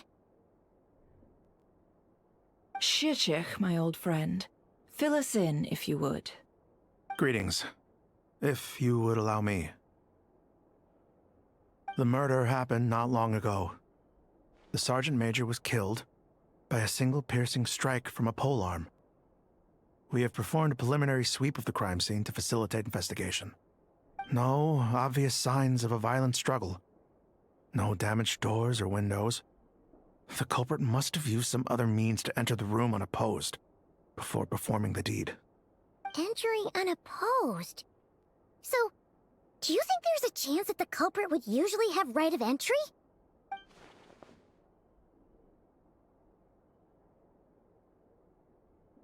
At the moment, the most valuable lead we have is based on an eyewitness report from a nearby resident. Specifically, that Flint's was seen entering and leaving this place in the time period when the crime most likely occurred. Flint's? We have tried to contact him, but he has not replied. Very odd indeed. So, he's the prime suspect right now, right? To be honest, I'm not particularly inclined to believe that this was an inside job. Flint's can come across a bit eccentric, but he does well in missions on the whole. He also had no disagreements with the Sergeant Major that we know of. So he lacks the motive to commit such a terrible crime. But neither the eyewitness report nor the nature of the fatal wound itself are in his favor. So we are looking for him at present. Looks like there's not much else to dig up here. Let's go outside and discuss what we've seen.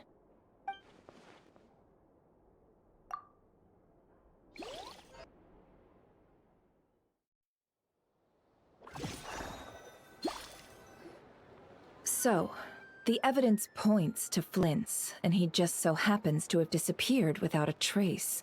A sticky situation indeed. We know that this Flint's could have been Rerir in disguise, but we lack the evidence to prove this to anyone else. Furthermore, Flint's has left us with many questions, all of which will require a reasonable explanation. Yeah! He said he would report back to headquarters, but it seems he hasn't gone at all. What could he be doing?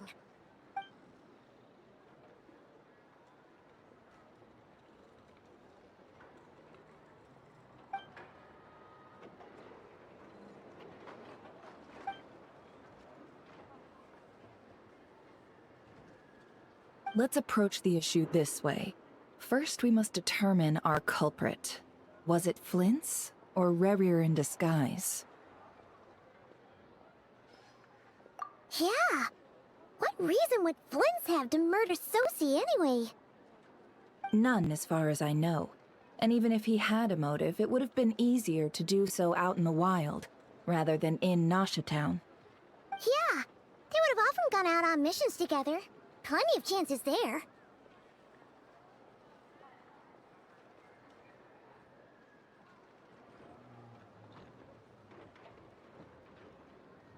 Yes, but there's one thing worth noting here. Remember the intel we got back at the tavern? No one has ever seen a phantom that can take the form of other humans within the Wild Hunt. This means that he has been hesitant to abuse this ability, or allow it to become common knowledge, likely so that he could act in secret under other guises. But no matter what, borrowing identities comes with risks, right? What if you bump into the person you're imitating along the way? Precisely.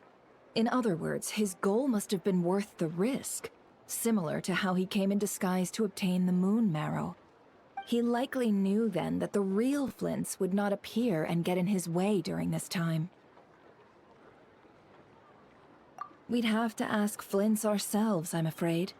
But we shouldn't jump to any conclusions here. We can't discount the possibility that he might actually be the murderer himself. Not yet, at least. And there are other, less likely scenarios. For instance, Rerir may have already killed Flints long ago, and been living as him for some time now. Yes, that is our ticket to a breakthrough. Then we've got to find him before the Lightkeepers do, or we might never see him again.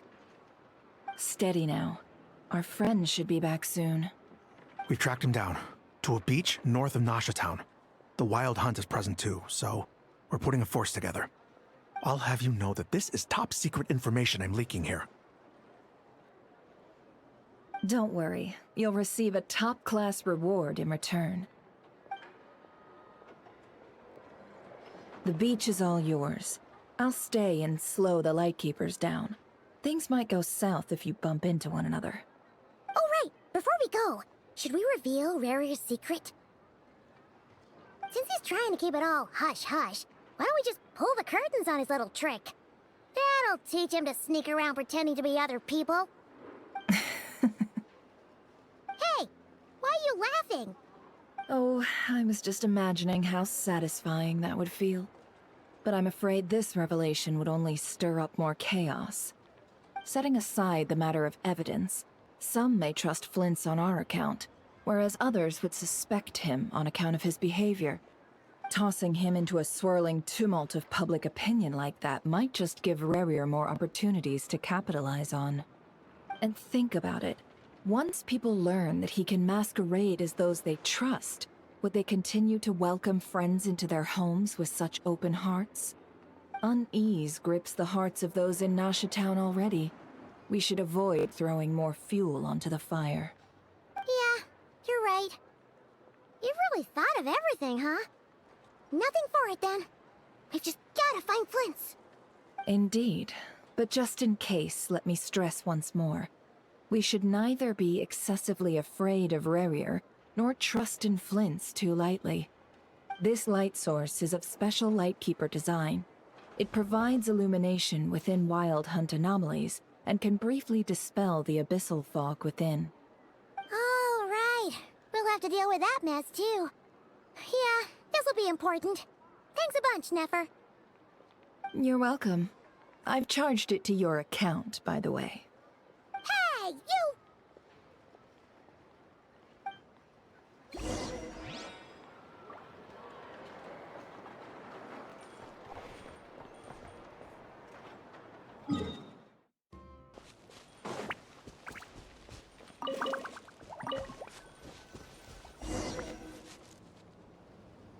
Whoa! The fog's really rolling in. Quick! Grab the light source! Is that a Lightkeeper's lantern? Is there someone up ahead? Come on, let's go see! Will at last.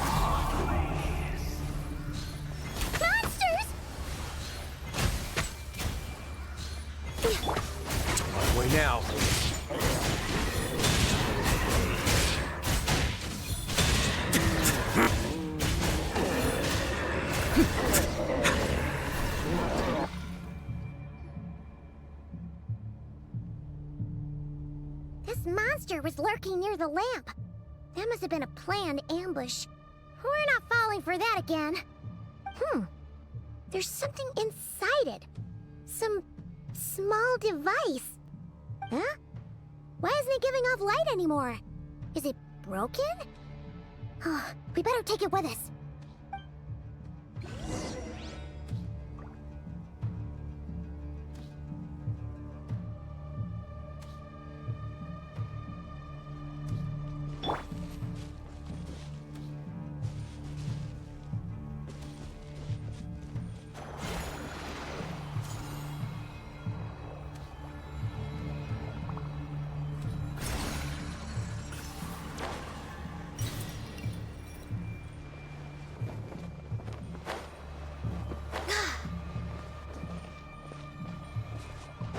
The fight took place here. Did Flint leave these marks?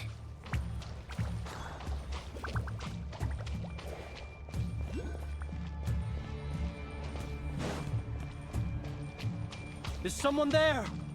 Please, help me! Isn't that Flint's voice? Did you hear that? But is that really him? Ah! We'll be in trouble if these spooky shadows touch us! Quick, use the lantern!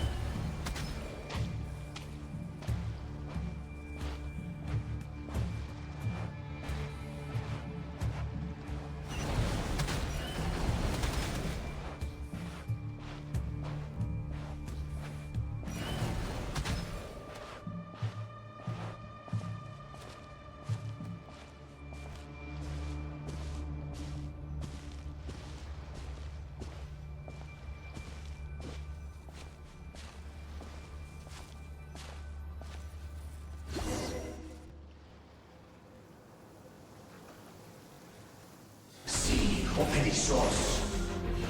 Sì, oericos. Chiamando cazzi si franco calore. Il mio cielo illumina così in suo. The septic is doing.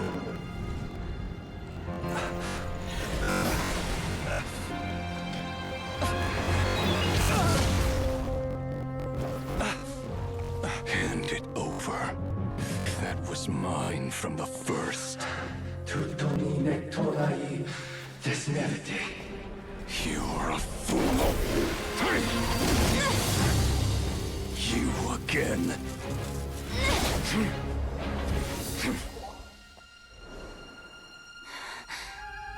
What the? It's stronger than before. Lantern, now!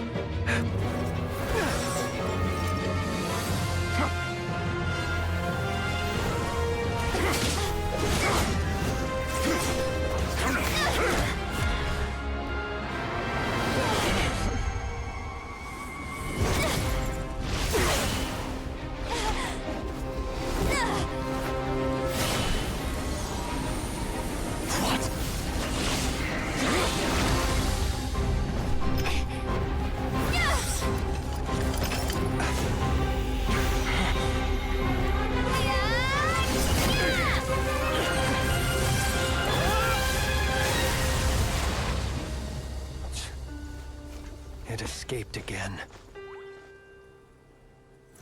This situation speaks for itself, I presume. So, you were tangling with Rarer out here all by yourself. So, that vile phantom hiding inside the Wild Hunt has a name of his own.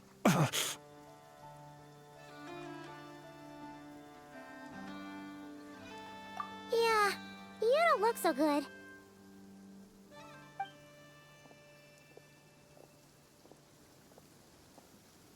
Sorry you had to see me like this.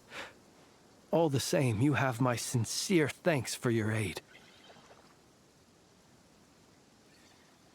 To think you had the power to so easily cleanse the filth staining the lantern, which tormented me so. Might I ask what magic that was? Or whose pupil you are? I believe I might have saved some face had I mastered just a fraction of such abilities.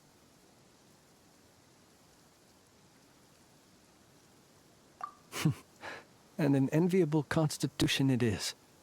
A pity that such abilities cannot be acquired. Why did abyssal power just burst out of your lantern anyway? That is a long story. Many moons ago, when on Wild Hunt clearance duty, I shattered one of its cores only for a special crystalline object to fall out. I sensed a power surging within it that was at once familiar yet strangely illusory. I freely confess to being an avid collector of ancient gems, coins, and other curios. And curiosity it was that had me store this crystal inside my lantern. Afterwards, I wound up collecting a few more such crystals quite by accident, and discovered that they could merge into a single piece without my prompting. Though my understanding ends there. It was only recently that they began slowly emitting abyssal energy, which could neither be dispelled nor weakened. Is that what Rarer claimed belonged to him? That must be what he's after then! I concur. And here's the kicker. Before he was exceedingly weak. In fact, I've already beaten him several times, though I could not destroy him completely. But I noticed while engaging him that the crystal fragment would restrict my powers. As such, it occurred to me that I should hide it rather than tangle with him any longer. Alas, he has proved most fixated upon this fragment. And for some reason, his strength has grown by leaps and bounds since I last encountered him. And where, might I ask, would it be safe? Or do you think it wiser I threw it away? Were our places switched, would you discard it, knowing that its perilous might was beyond your ability to counteract, yet capable of causing greater harm should it lie beyond your grasp? Yeah, throwing it away would mean giving the bad guy what he wants. But exposing yourself to its corrosion and growing weaker by the day, that sounds super dangerous too. Only those who shoulder risks are qualified to welcome in the turning of the tide. Those who flee when troubles come are nothing more than deserters. Though I shan't deny that I have your fortuitous arrival and most outstanding assistance to thank for my continued ability to speak such platitudes. Either way, it seems this fragment is now utterly still. That must have made it useless to Rarer. I doubt he would have retreated so readily otherwise. I imagine this wasn't the only reason you came looking for me, though? Well, no, but...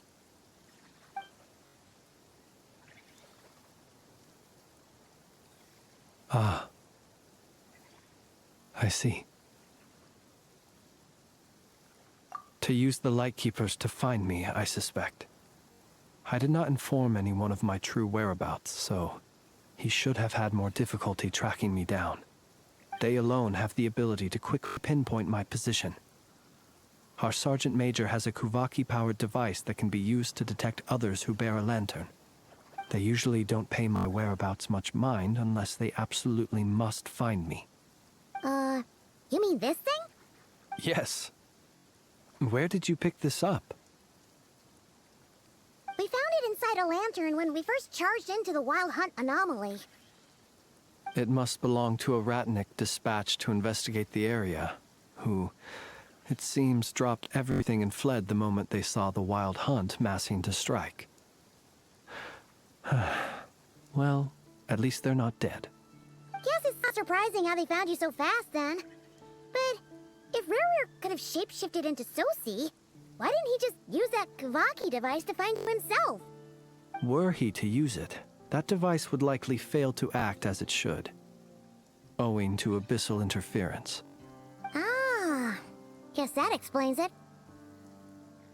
So not only is this Rurir ruthless, but a purveyor of dirty tricks, too. You might not be familiar with Sergeant Major Sosi, but he put his heart and soul into every mission. Our deployments are subject to orders from headquarters, and his orders were to be stationed long-term in Nasha Town.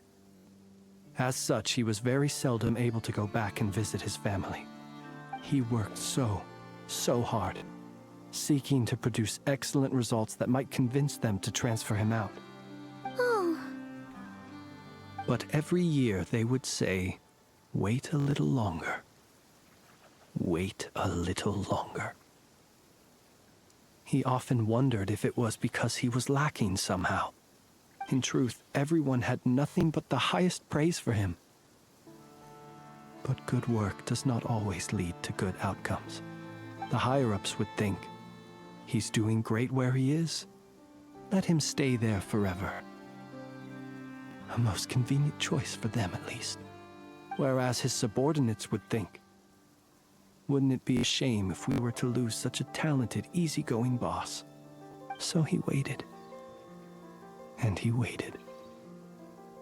Until the world closed its eyes in the depths of the night, and a lantern was slowly lit for him alone, that no one could see.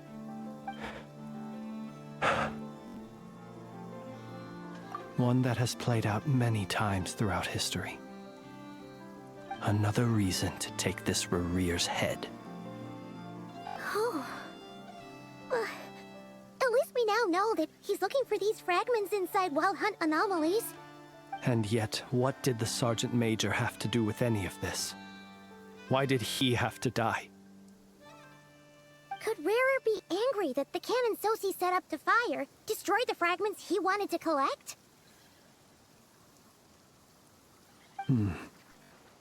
Could you take me to the scene of the crime? We shall just have to exercise some discretion then.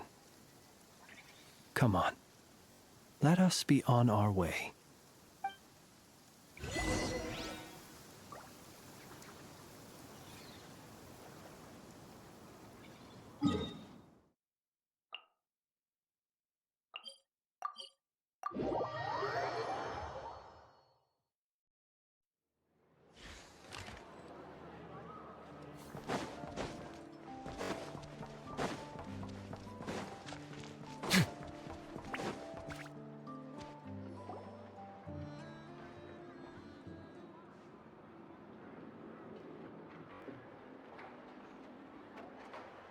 I understand the situation more or less. Much has happened, I see. Either way, I suppose we were lucky not to receive a warm welcome on the way over here. It seems my fellow Lightkeepers do not wish to make this case public just yet. Yeah. Guess Nasha Town's already been enough of a mess lately. Let's stop here. Any further and the Ratniki might detect us. Since you two can enter, I'll have to request that you kindly pick me up once you're inside. Oh? And how are we supposed to do that? You'll know when the time comes. See you later.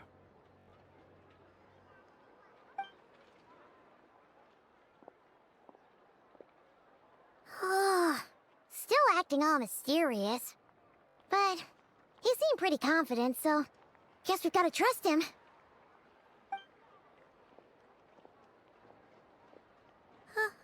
Hello? Ah, you're the special assistants for this investigation, right? Yep, that's us. Well, you're just in time. We're basically done investigating the crime scene. All that's left is to finish writing up some records. Then properly dispose of Sergeant Major Sosi's remains. If there's anything else you'd like to look into, this is your last chance to do so. Sadly, no. The motive behind the killing remains a mystery. And while we somehow managed to get news of Flint's, an unexpected accident caused us to miss him. But considering that Nefer from the Curatorium of Secrets came forward to help investigate, I have no doubt that a breakthrough's not far off.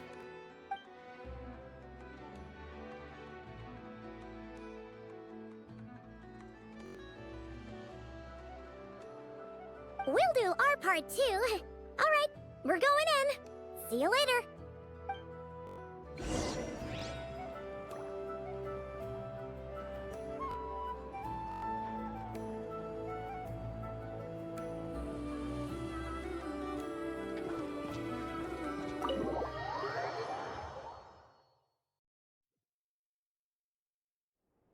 Phew, we're in.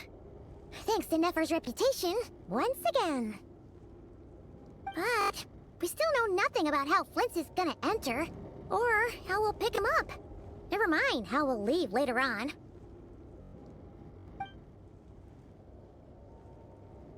Something the matter?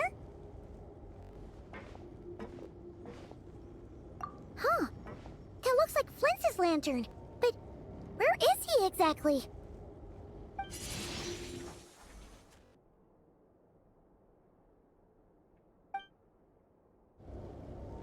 Well, we've got the lantern. What now?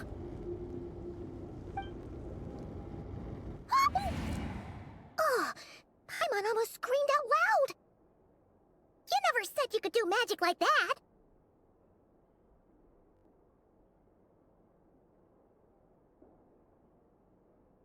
This lantern may have a rather peculiar shape, but so long as it doesn't glow, it won't stand out in the dark. I calculated that you would have already entered, so I chose a spot visible from the window before using light to send you a signal. As I thought, you're both sharp-eyed and on the ball. The perks of being veteran adventurers, huh?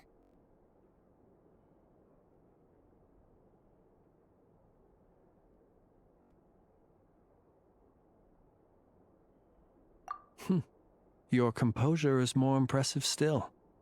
You're right. That required a little trick of my own. But let us leave such trivial topics for a more relaxed moment.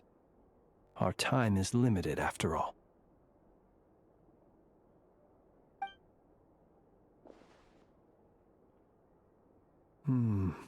Just as I thought. Come, try sensing it yourself.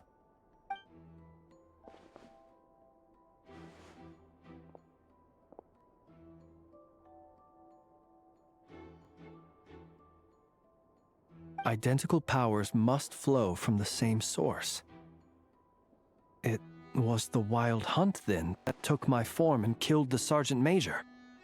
But why do this? To sow chaos by depriving the Lightkeepers of one of their commanders?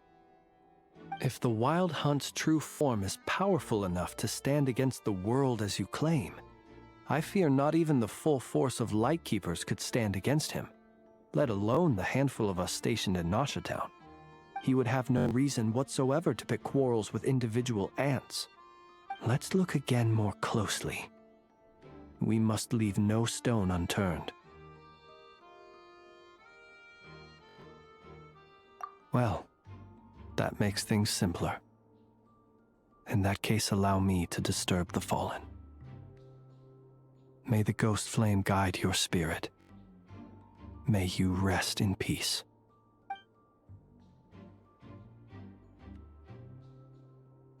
When we fought, he seemed like quite a reckless foe. Certainly not the meticulous mastermind type. Yet here we are, grappling with this enigma he has left us. Oh, if we can't get any leads, we might have to go back and find Nefer. Oh, the longer we're stuck here, the likelier he is to achieve his goal. Oh, this is so frustrating!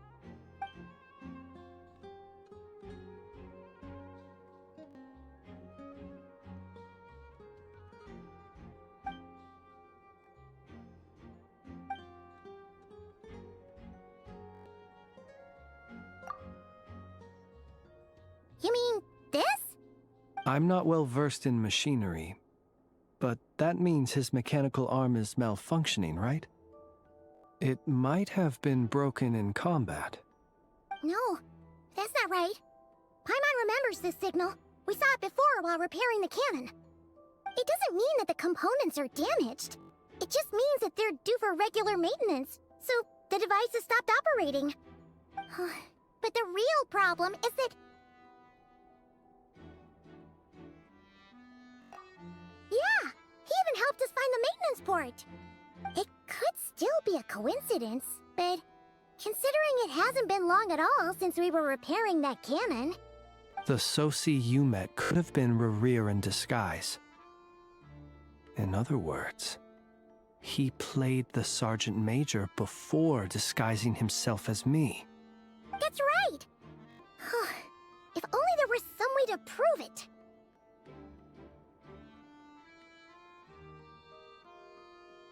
You mean Hintsa? We had a short chat with him once at the tavern, but it's so late. Guess it'll have to wait till tomorrow. I know where he lives. The situation is critical, so let us now take up the role of uninvited guests ourselves. Ah, yes. And one more thing. Remember to pick me up by the window.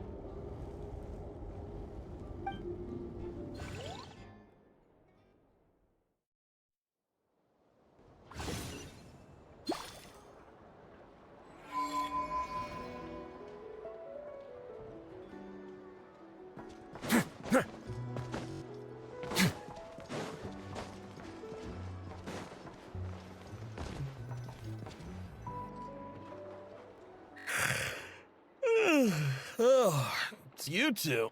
And Flint's. Given the hour, I guess it must be an emergency. It is indeed. Our sincerest apologies for interrupting your rest. We are investigating a certain matter in connection with Sergeant Major Sosi. We'd like to know if he has sent you a request for maintenance to be performed on his mechanical arm. Sosi. Oh, so the rumors I heard, are they true? You know what? Forget it. I'm sure it's complicated. No further questions from me. Just a moment. I need to check my records. Thank you for your understanding.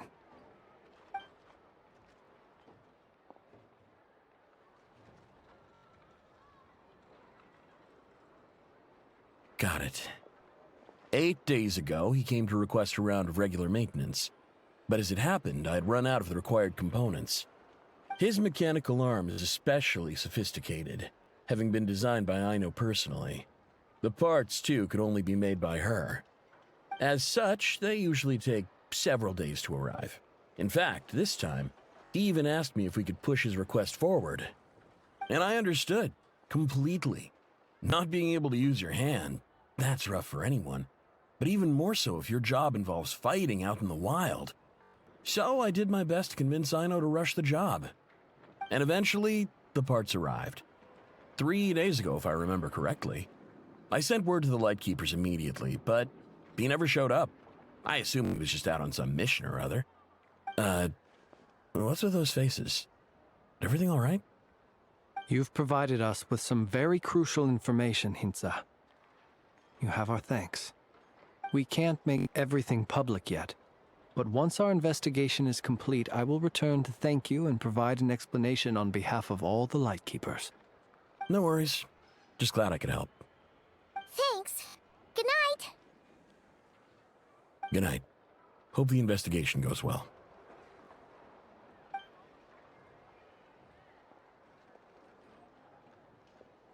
It seems that it is as we guessed. The Sergeant Major Sosi you encountered while repairing the cannon was actually Rerir in disguise. 8 days ago, he had yet to act. But at some point after that, he attacked and imprisoned the Sergeant Major. With the immense gap in strength between them, the job was finished in a single blow. And thus Rerir had no opportunity to discover the malfunctioning mechanical arm. Perhaps his mastery of shapeshifting extends only to outward form, and not therefore to complex internal mechanisms. Hence his oversight of the uniquely mechanical traits of the Sergeant Major's arm, and in turn, this flaw in his disguise. You're saying he thought no one would realize his mechanical arm was actually made of some kind of black muck on the inside, so long as it worked, right? Still seems like there's a lot of guesswork involved here, but it mostly makes sense. This also has me stumped for the moment. The cannon has always been used to destroy the Wild Hunt, and it works as intended. But how would that help Rerir exactly? Assuming he plans to collect the fragments within Wild Hunt anomalies, firing the cannon works against him, since it would blast those fragments to smithereens. So we solved one mystery, only to dig up another. Whew. This is getting Paimon kind of down. And sleepy too. Yes, I'd say it is high time we took a break. Seems like there's a lot left to investigate. We'll have to fight Rerir eventually. And we'll do a poor job if we're not well rested. Yeah, we should totally get some sleep first. A reasonable suggestion. I have no doubt that my quarters have been turned inside out by now, at any rate. My colleagues have never failed to live up to my expectations of their discourtesy. Well, guess we'll just have to pick you up as usual. That would be good, yes. Feel free to put the room costs on my tab.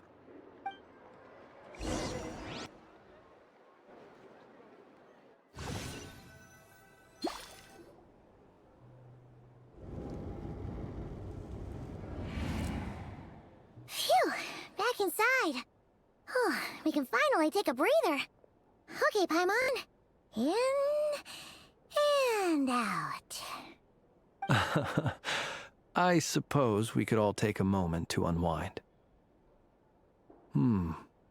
As I recall, our first meeting took place not far from here.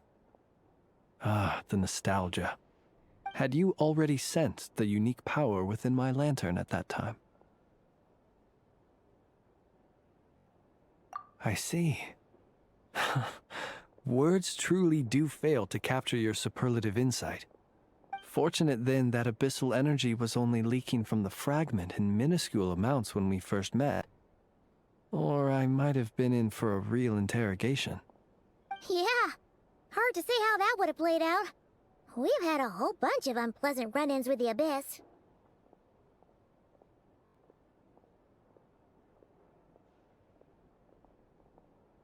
You mean to ask why I'm going this far to oppose him? Well, as a Lightkeeper, I'd say I'm simply doing my job.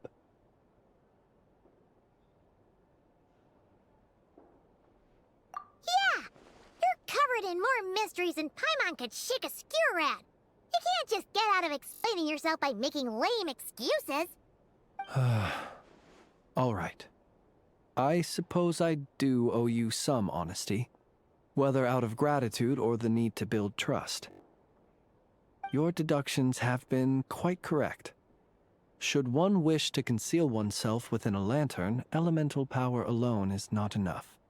You know humans well, and naturally you understand their limits. But some things that humans would consider difficult are quite normal in the eyes of non-humans. So, you mean you're one of the latter? Have you heard of how Snezhnaya was once the realm of the Fae? This race is no longer of any importance, but they still exist, as evidenced by the fact that I am standing before you. We've heard some scattered legends, but that's all Paimon thought there was to it. I once turned my heart toward humanity, and thus did I experience loss. I once labored and did much, and put an end to my tale with my own hands. When you realize you are floating in the middle of a vast ocean, you cannot help but feel that swimming in any direction would be equally meaningless. Would it not be better, then, to simply sink? But before I could sink to truly lightless depths, chance had it that I should be awakened by a band of Ratniki. They were facing a horde of abyssal monsters, and could not last against such a disparity in strength. Yet none fled. Those who dwell in darkness for long enough become exceedingly sensitive to all light. And the first light I saw upon awakening was that which shone from their eyes. Is that why you chose to help them? Perhaps I was moved by their valor. Perhaps I simply saw my past self in them, and was moved to action for the first time in a long, long while. But I was freshly awoken, and my powers were limited. I could not prevent casualties altogether. The survivors and I buried the fallen heroes. That was the origin of the Final Night Cemetery.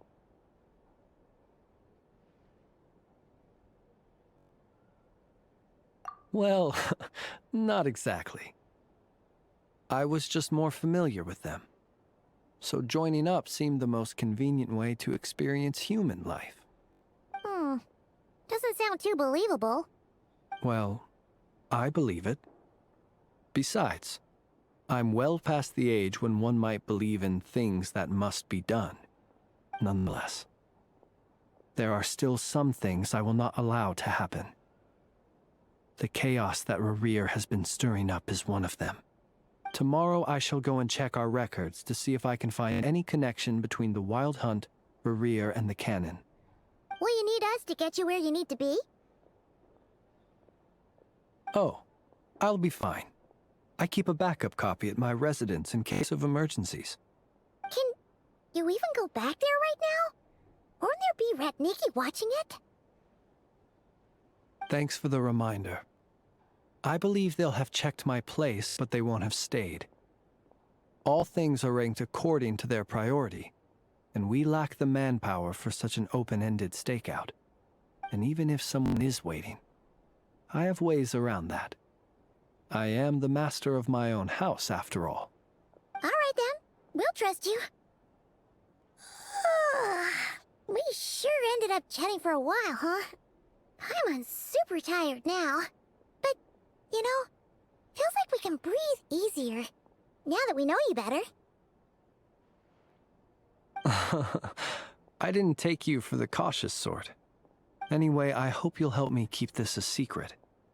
I'd prefer others not to know about my past unless strictly necessary. Nor do I want... Paimon's lips are sealed too. All right. Thanks again for your help. Good night, you two. Finally, we can rest. Let's go get some sleep. There's tons to do tomorrow.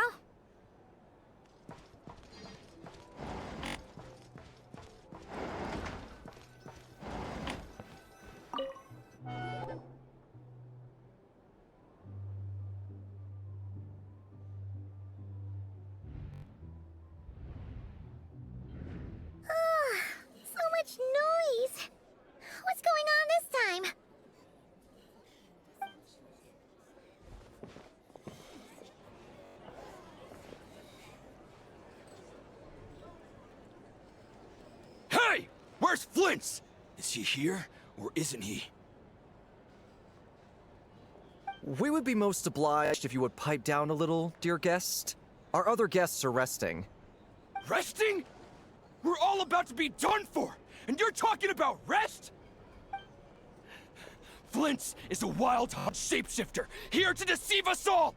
If we don't get rid of him now, there'll be no end to this! You'd better give him up. If anything happens, your business here is done for. You want that, huh? Or are you in cahoots with him? You with the wild hunt too, huh? What happened? Did something leak out? But we were so careful last night. How did anyone see us?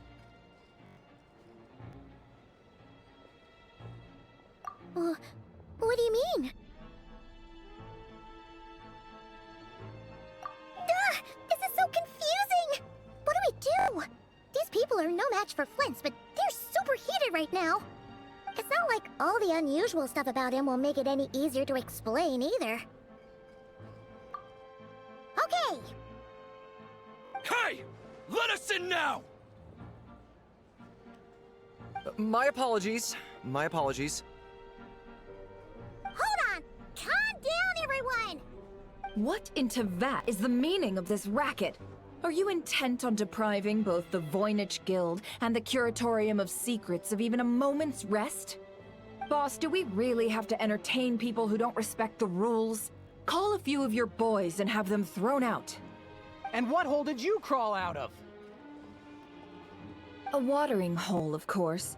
The one you've just disturbed. A place to get a moment's respite from all the recent unhappiness, and to escape from all this talk of the wild hunt, or strange ghosts and phantoms. Who'd have guessed people like you would come bursting in, shrieking louder than any ghoul? This is a matter of utmost importance. We've got solid evidence. All we need now is to confront Flint's face to face. Exactly. And you sure don't look like an impartial party either, Nefer. Oh, don't I now? How about this then, boss? Let them do their search. If they find their man, they can have their little chat. But if they don't, then they owe everyone here an apology, as well as compensation for all the racket they've caused. Wait, it's... All right. I suppose that's the only way. If we don't let them in now, they'll be back sooner or later. What a mess. Oh, all right then. Well, I'd say that sounds like an impartial proposal. What say you? Or are you suddenly unsure of yourselves? Come on, everyone! Move it!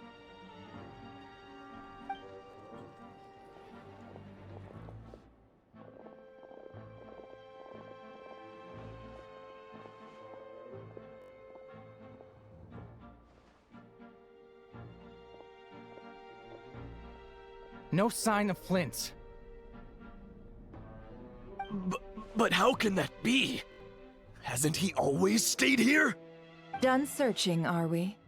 Guess it's time to uphold your end of the bargain, huh?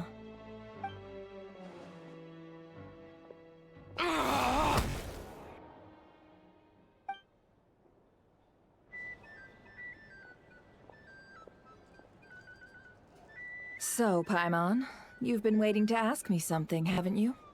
Yeah, how did they even find us here? My inside man with the Lightkeepers informed me that you paid the crime scene a late-night visit. I surmise that you must have rendezvoused with Flint's and obtained some new information. Then, early this morning, a group of people gathered at the town gates, news spreading amongst them that the Wild Hunt could disguise itself by taking on familiar faces. Everyone started throwing out the names of possible suspects. No one, seemingly, was exempt. And amidst it all, Flint's name started gaining more and more traction. I'm sure his solitary lifestyle may have played a part, but I wouldn't discount Rerir throwing fuel on the fire in secret. So, did Flint's make his escape after hearing about this? And that's where I, Yehoda, the quick-witted, fleet-footed backbone of the Curatorium, got my chance to shine. While everyone was super focused on the argument in the main hall, I alone noticed an opening.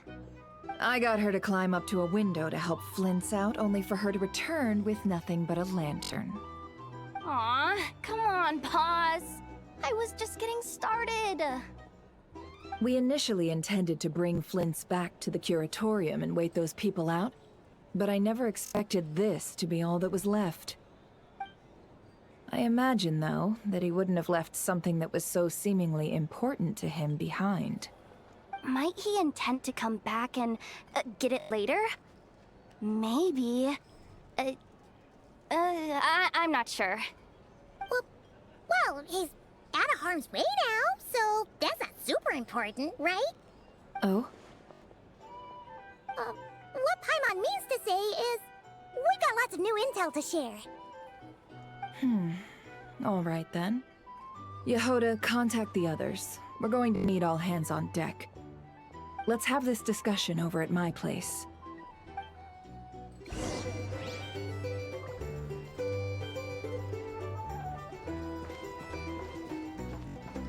Here's the thing. You can't live life without a little spice.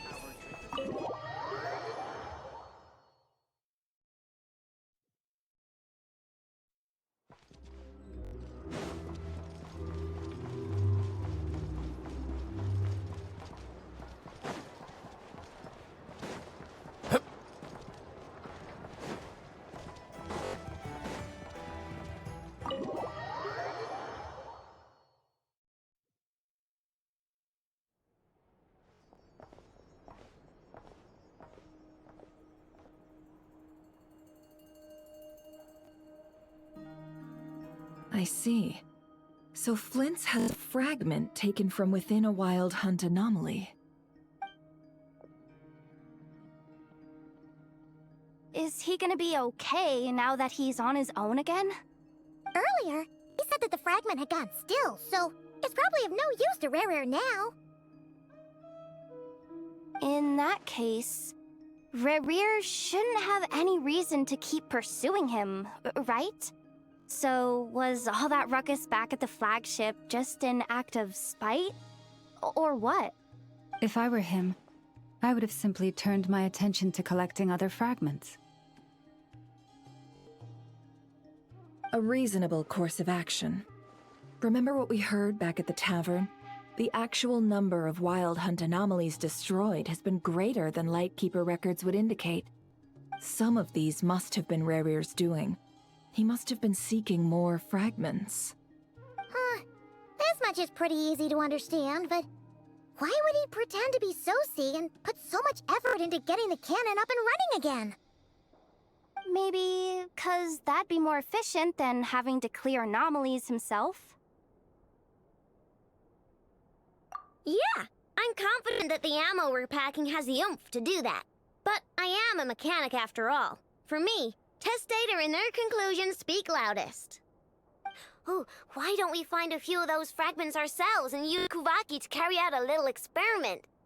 Our lab could certainly accommodate such a test. In other words, we gotta destroy a couple of anomalies and collect fragments from them, right? Lightkeeper operations have just about ceased following the Sergeant Major's passing.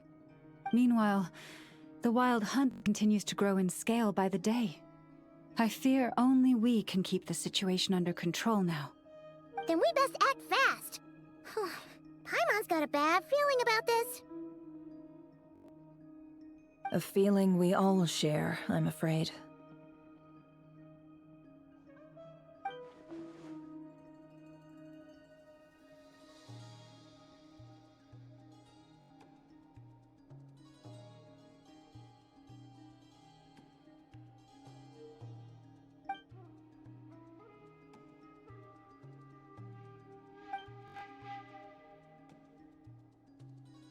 There are 3 Wild Hunt sites that must be dealt with urgently. But I believe we have the capacity to handle it.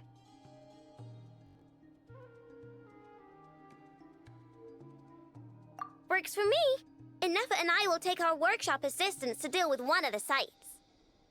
The Curatorium will handle another. And we Frostmoon Scions shall deal with the remaining one.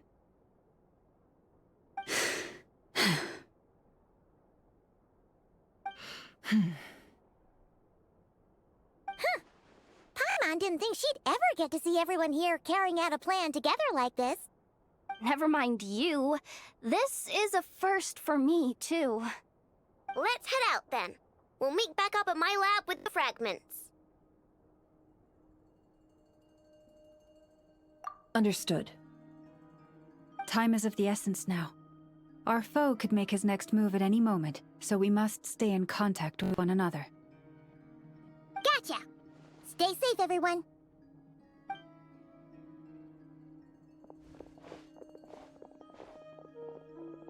Huh. Anyone seen the lantern? Has Flint's dropped by already? Well, considering what you said earlier, you know where we're going next, right?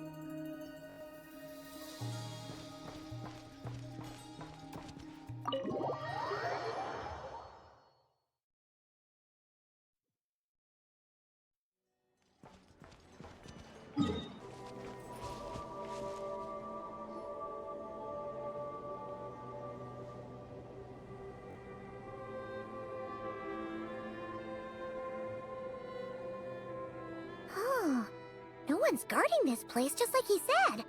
But, where do we find the information he mentioned?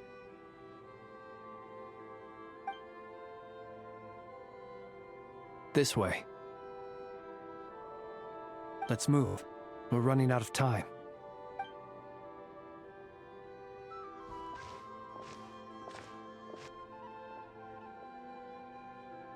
Ah! There you are! Okay, let's split up and make this happen. Or not! How are we supposed to read through this many files? Difficult, yes, but it is also our most efficient option. To expose the true intentions of this Rereer, we need to dive into Notcry's history. Hope we don't land on our heads then. Ah! Ghost! That file suddenly moved by itself! This is a graveyard, right, Flint's? Do these things just kind of happen? Many strange things happen here, but this is not one of them. But that file really did move by itself! Hey, come out! Don't scare Paimon like that!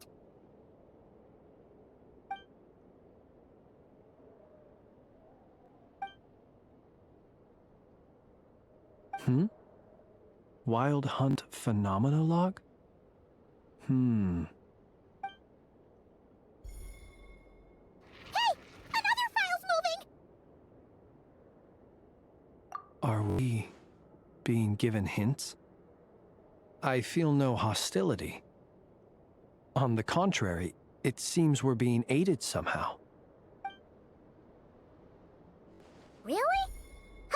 Hey! Seriously, another one? Okay then. Paimon will read this one.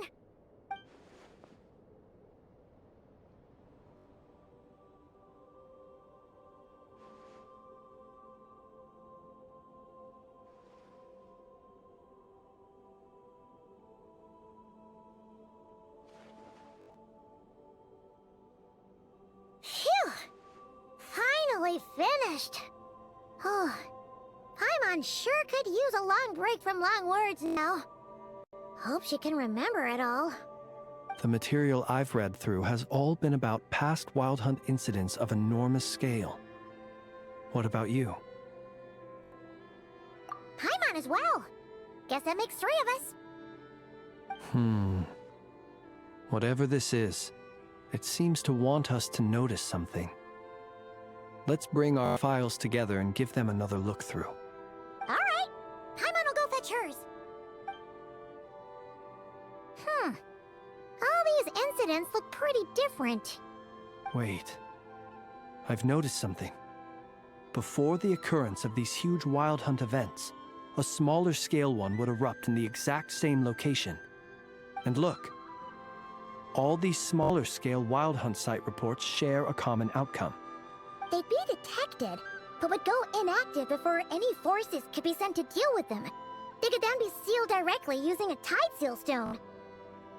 Huh? But why?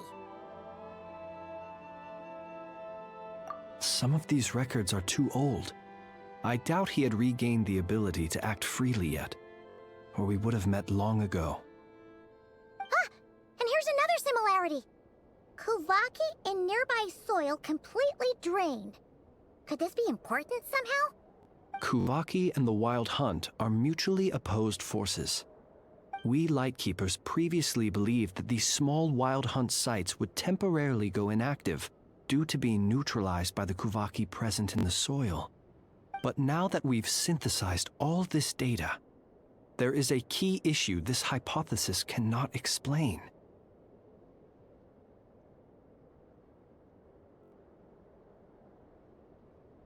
Indeed. Despite the name, I would not call a Tide Seal Stone's sealing powers watertight exactly. But for it to fail and the situation to deteriorate in such short order... Paimon feels like she's almost got it.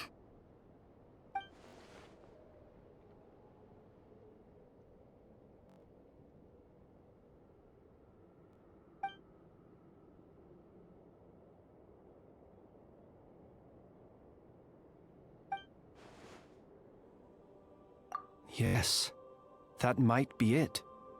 It could be that when Kuvaki and Abyssal energies meet, the stronger side will suppress the weaker one.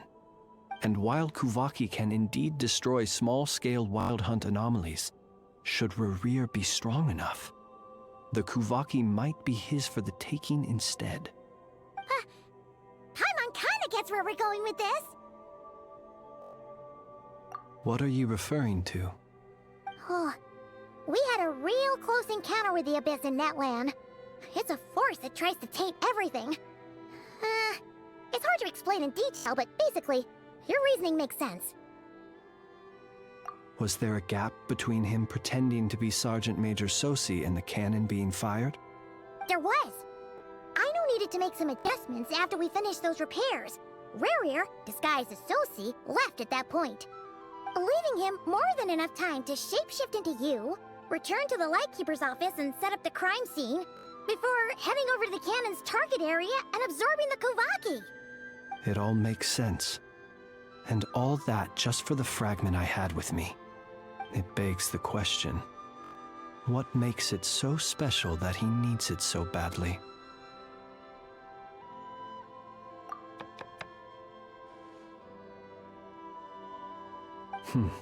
That's odd. We shouldn't have any guests. I'll go take a look.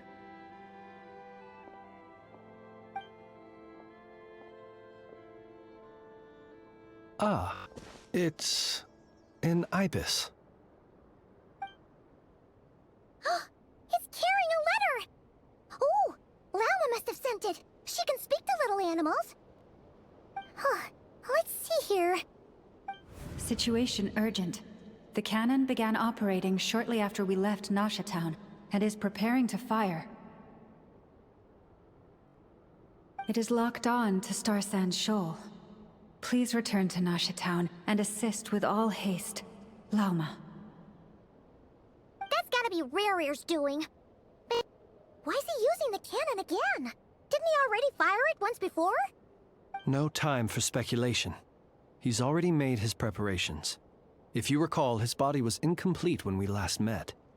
If this bombardment continues to increase his strength, he might regain his complete form. What should we do? There's no way we're getting back to Nasha Town in time. Let's go to the cannon's target site. That's where we should find Rerir, and that's where we'll stop him.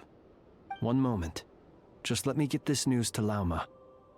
Nasha Town is in their hands now.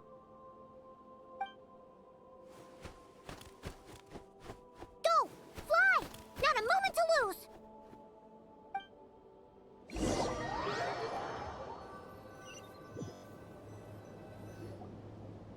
You're here, as expected.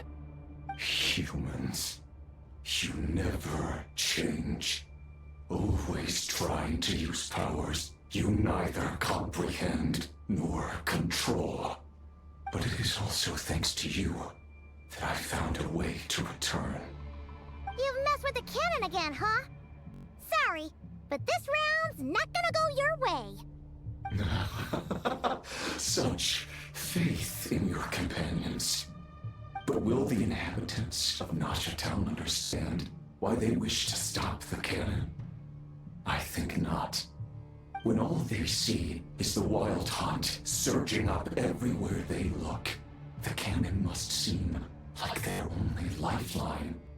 This is the truth I have revealed to them.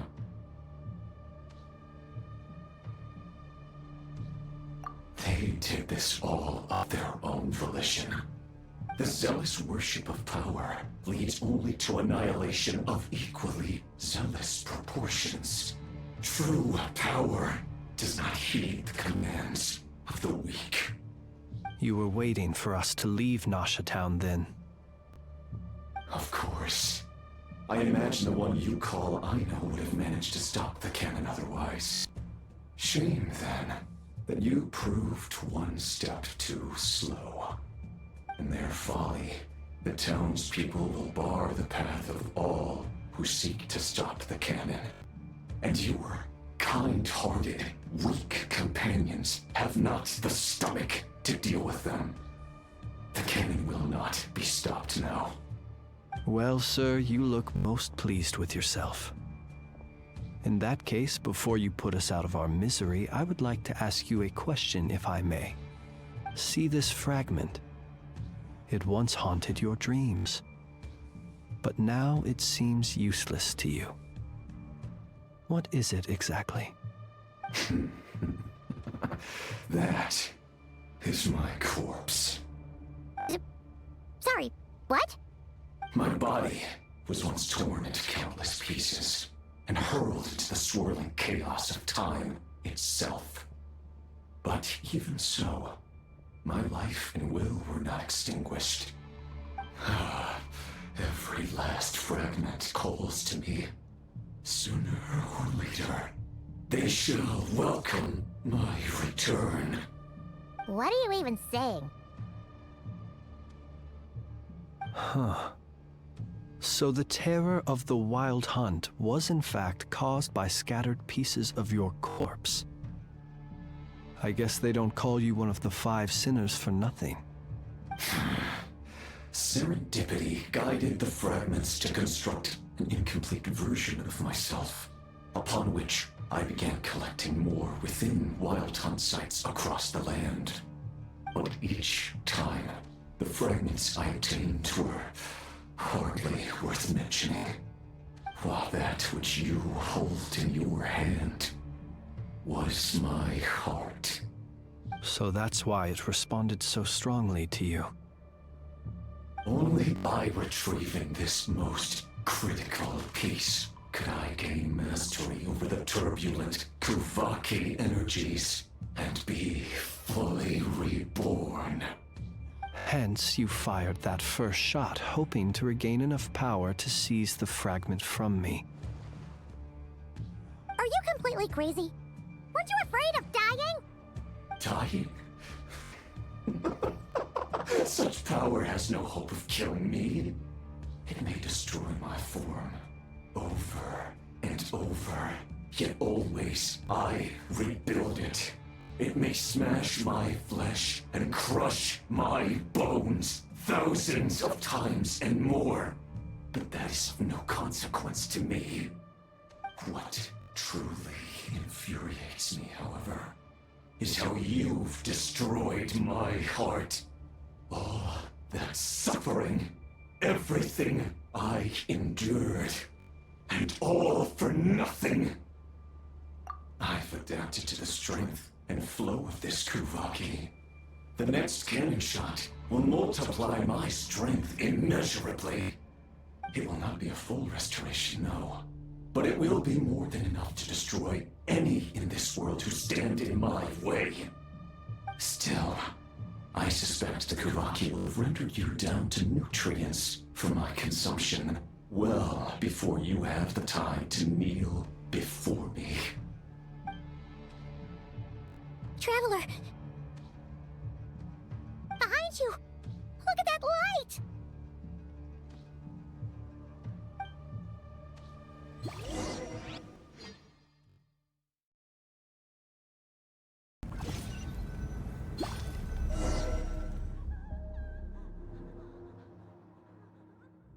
Dang it! Who fired up the cannon without my say-so? Its defensive barrier has also been activated, likely in anticipation of interference by malicious actors. The air is thick with fear and anxiety. It's spooking the birds and beasts. What exactly is going on? You're here. Looks like this was all part of Rarir's plan.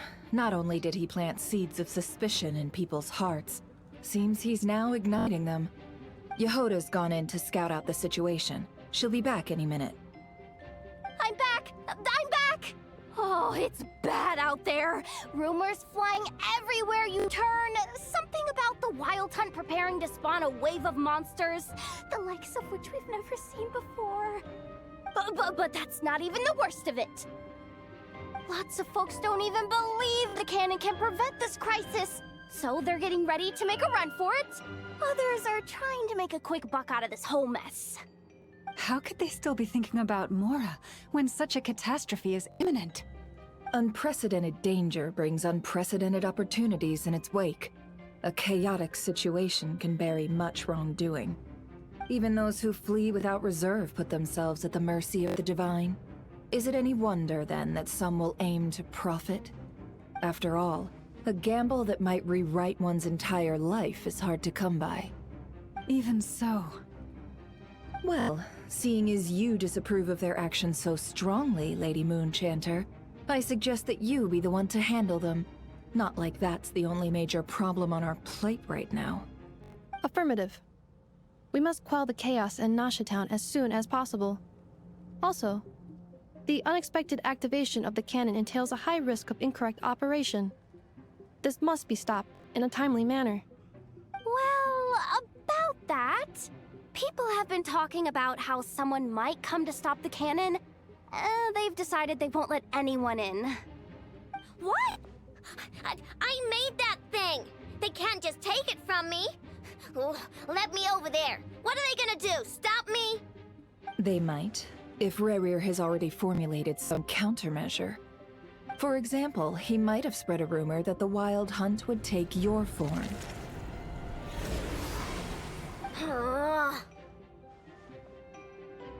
Possibility high.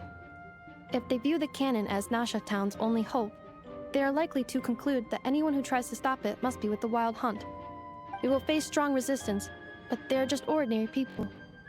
Brute force must be avoided, if possible. There's no time. Let's go into the town. I'll find some way to calm the townspeople. You find a way to stop the cannon.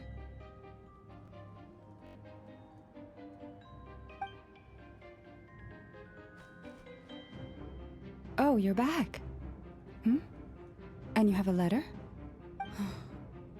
The Traveler won't make it back in time. So they're heading straight over to Star Sand Shoal instead. Wait, what?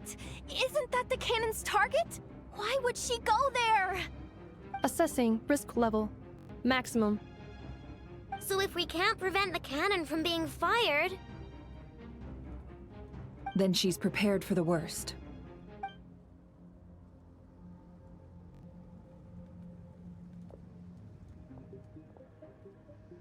And we must ensure that her trust in us is not misplaced.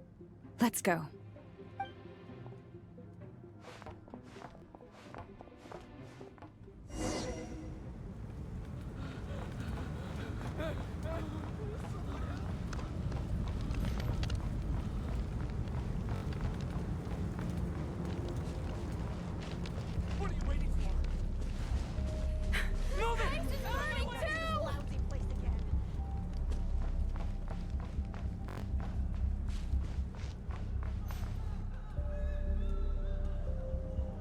Most of those we've met so far have been attempting to escape, so they haven't gotten in our way.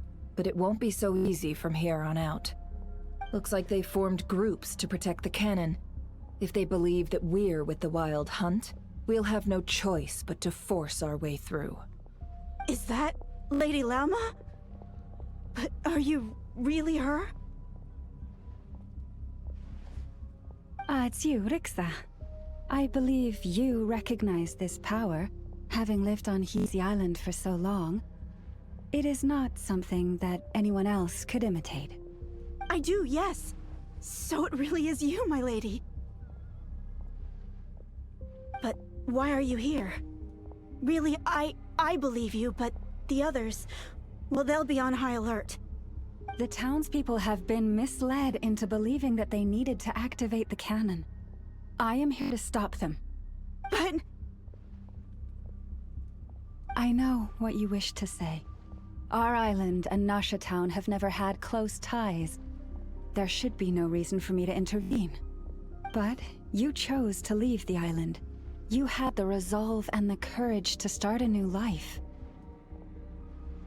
It is unfair, unjust, that you should be dragged into this mess just as that life was about to begin. I seek to redress this injustice, not only for you, but for everyone here who wishes to live their lives free from this chaos. Please, have faith in our long-standing friendship, and that this is where my heart has led me. Thank you, my lady. Thank you. Please help us. Then come. I need you to step forward alongside me, and to do your part too. All right, I understand. Seems we chose the right person for the job. All right, everyone. Let us meet again later. Huh? You're not coming with us? We won't be able to calm this storm by our power alone. As such, I'll need to contact some... let's call them friends in high places, shall we? Let's go, Yehoda. Okay. See you again, everyone! That is, if we can.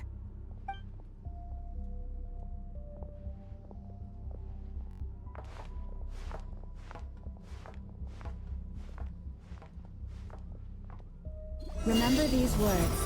The road shall be paved with truth, and we shall pave it ourselves. It's you, Lady Moonchanter. It's her. Everyone, it's her. You're right, my lady. At times like these, we must rely on ourselves.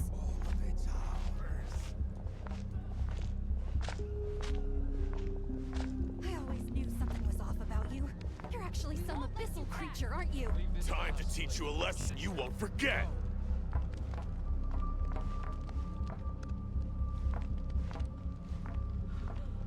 Please, calm down. They are clearly innocent.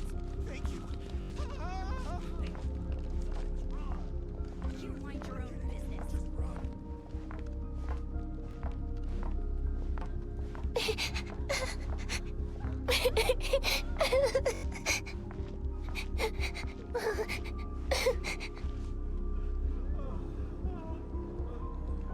Lady Moonchanter, there's a child here! It's all right now. Go, quickly.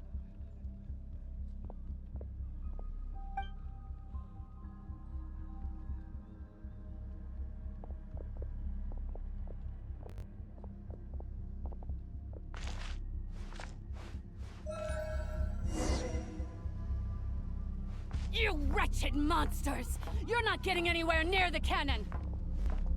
The monsters you fear do not exist here. The madness you have fallen to has been the source of untold disasters. You think we had a choice? Destiny is no excuse for greed and destruction. The choice has always been yours to make, and it remains so, even now.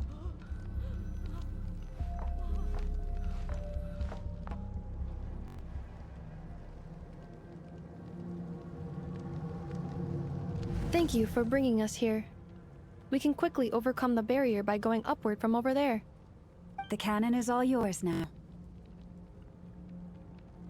Got it. Thanks, Lauma. Inefa, Give her a crunkake. Orders received and immediately deferred. Departure takes priority. Please, everyone, listen to me. I will not deny that we hold different beliefs, but in the face of the immense threat that hangs above us all, we must persist in trusting one another. Otherwise, rifts will surely form, prized open by those who harbor ulterior motives. If your fear is born of helplessness, if you flee because you know not how to fight, then follow me, you who are lost. I am no god, but so long as we hold our candles steady and unite beneath the same moonlight, no deception or rumors can be concealed from us. Let us resolve then to defend ourselves and to stand firm against the false illusions by which our foe seeks to beguile us.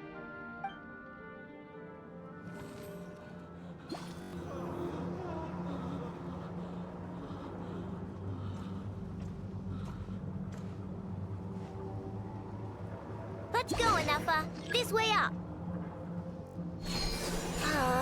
This is making me dizzier than I expected. Adjusting route.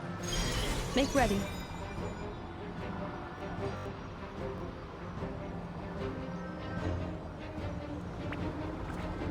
Out of the way, small fry.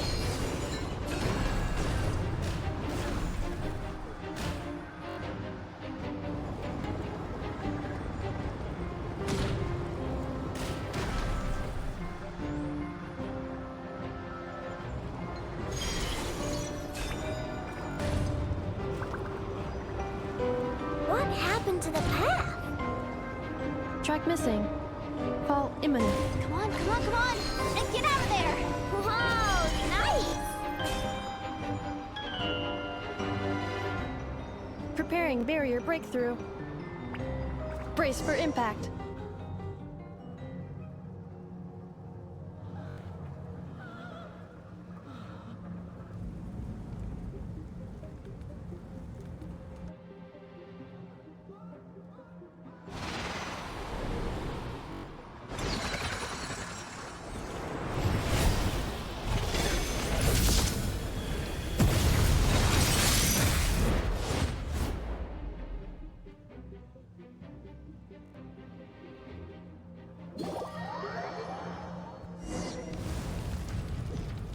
Knuckle Duckle, what are you doing here?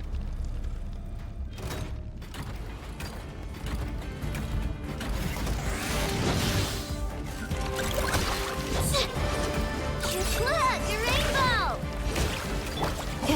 Insulation chamber deployed. Ultimate protocol.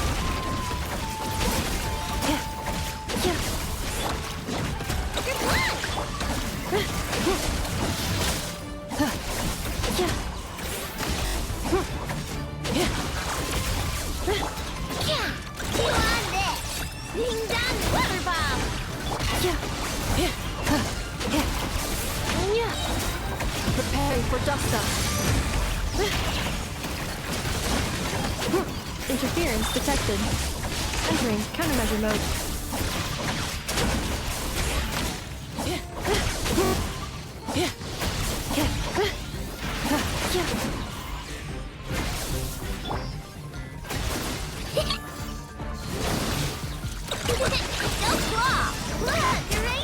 Ultimatum protocol. Defensive mode engaged. Easy peasy. What made you think I couldn't take on one of my own designs, huh? This isn't good enough, we gotta hurry! Scanning. Kuvaki ammunition fully loaded. Preheating complete. The cannon is going through its final pre-fire checks. Aw, alright, let's hit the emergency brake. Assessment. Not enough time. Emergency brake will cause internal explosion of stored Kuvaki. Damage assessment. Incalculable. Nasha Town likely to be blasted skyward. No, I mean a manual brake, the primitive kind. A manual brake. Understood. Roger that.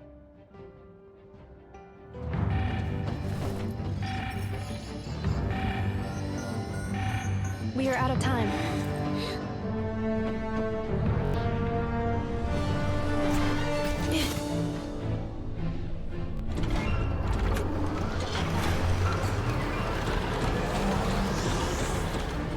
All your efforts have been futile. It is too late now. Perhaps you're right. Why aren't you running?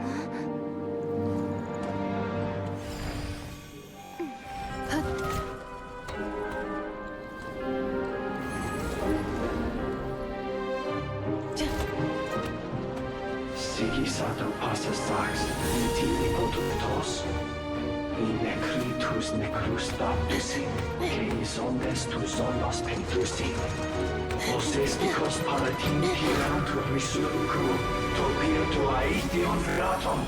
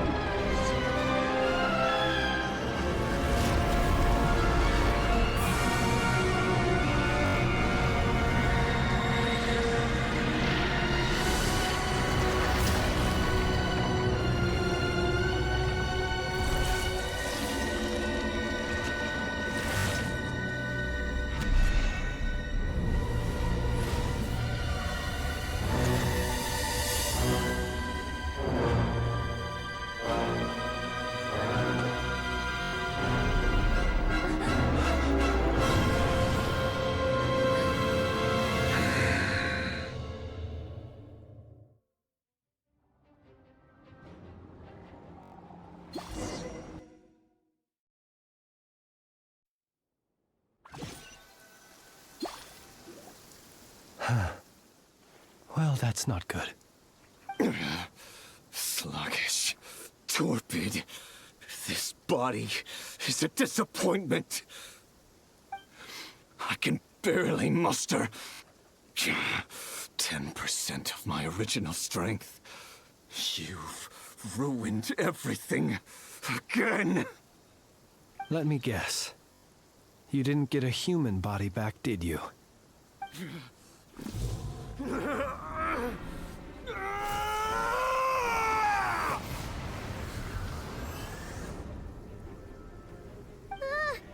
What's with him?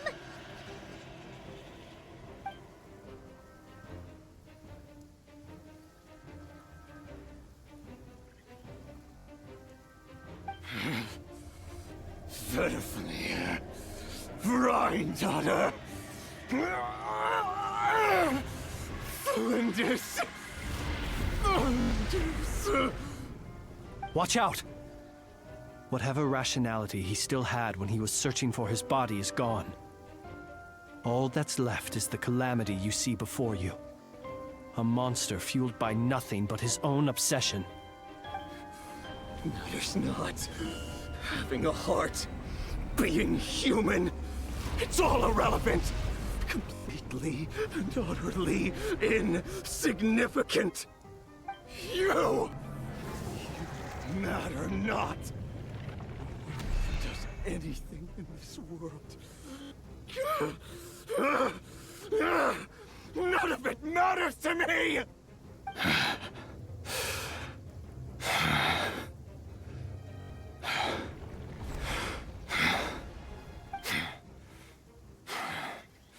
Fools. Time to die!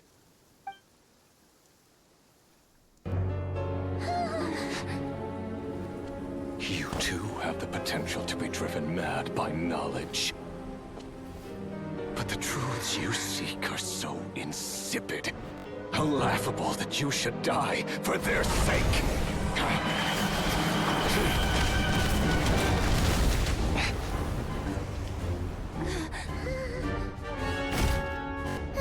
You're wrong. The unknown is but a fog to be dispersed. Knowledge is the true pillar of the world.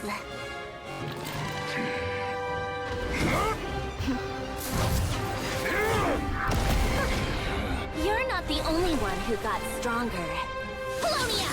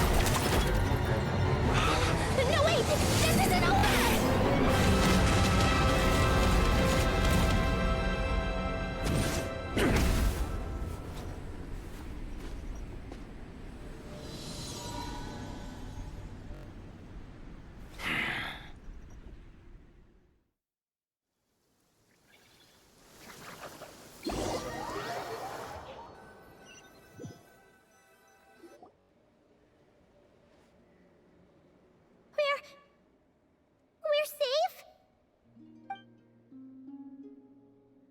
It seems this young lady aided in our escape. You have my sincere gratitude, dear madam. The flowers here bloom in such peaceful silence. I imagine you would not have invited anyone here were it not an emergency. Oh? I take it that means you've been here before then. In that case, I count myself fortunate to be your associate. Columbina! What did you do that for?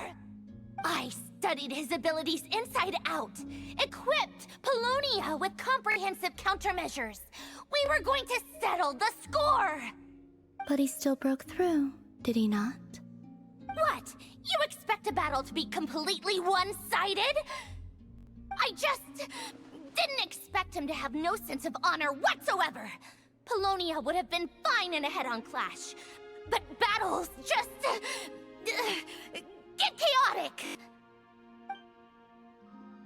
Oh, so you actually thought you could win. Have you been taking care of yourself lately? Your calculations seem to have deviated quite seriously. Perhaps you could try sleeping and rising earlier. Or you could adopt my previous recommendation and... Hey, listen here, Columbina! I tolerated your nonsense previously because we were colleagues.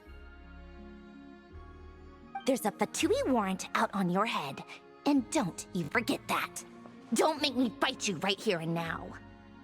Oh, I was just a little concerned about you, that's all. Just like that time when you weren't making any progress with your research. So you went and cooped yourself up all alone. That was none of your business! And don't you ever drag me out to one of your freaky hovels again! Come on, Polonia, we're leaving!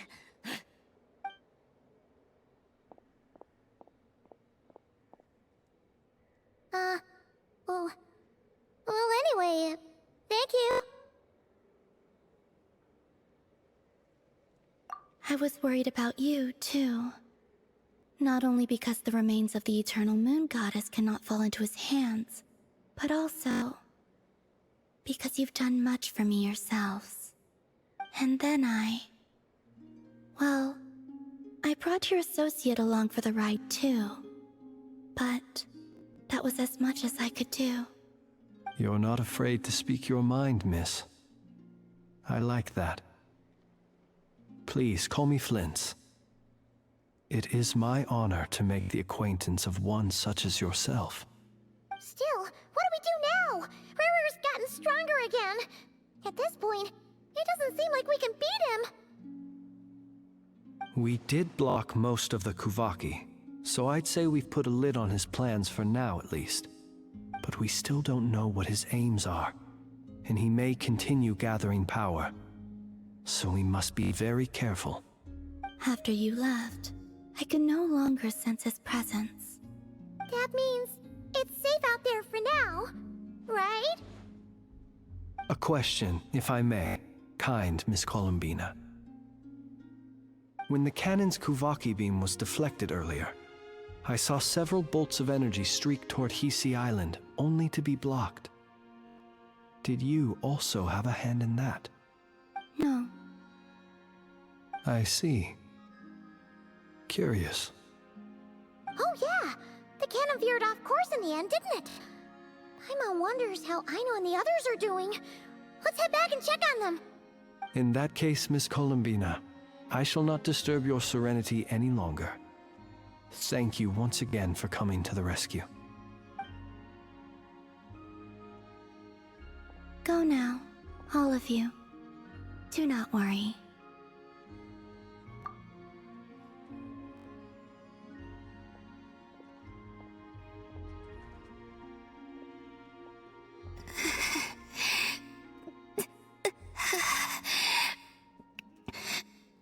My strength still isn't returning. It seems my time is running out.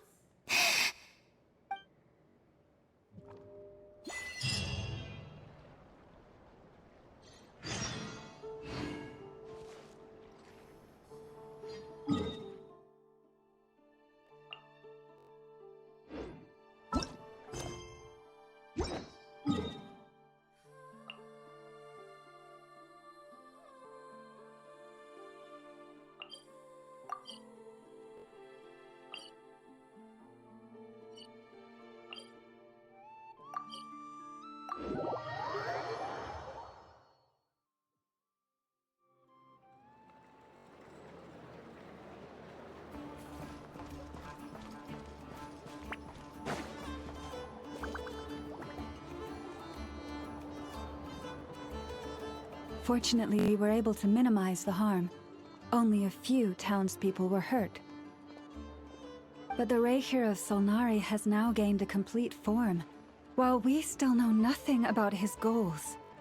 It seems we have done something akin to releasing a vicious Kukusaur into the wild.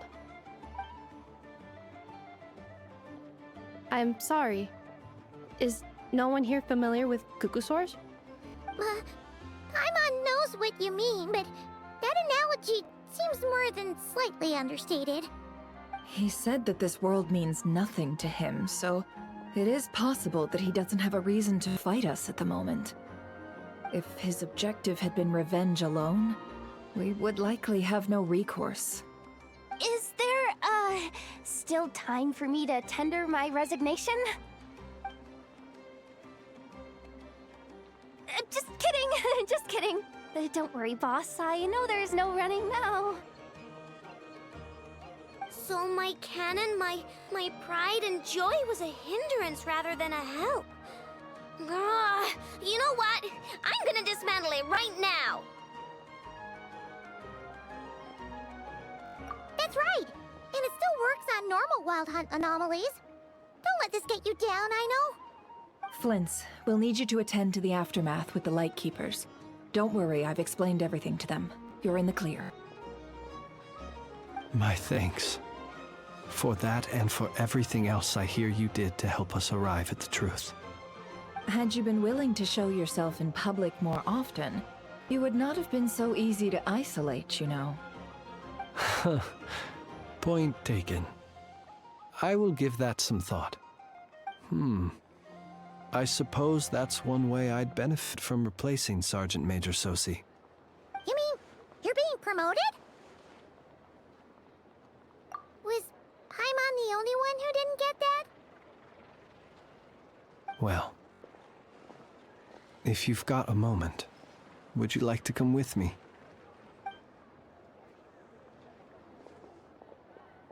There's a certain gentleman I'd like to send off on his final journey.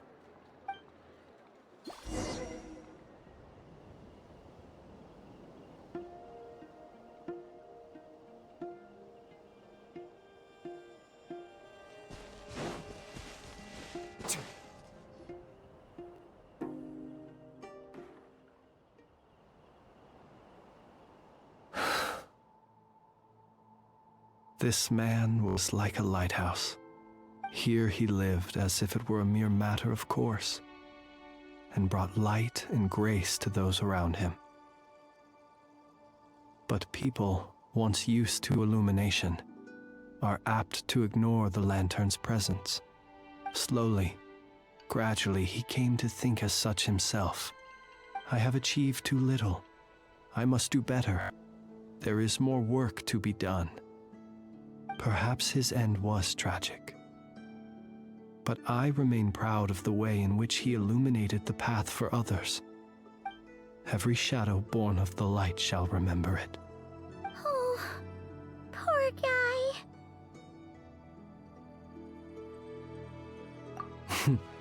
I've heard that one too.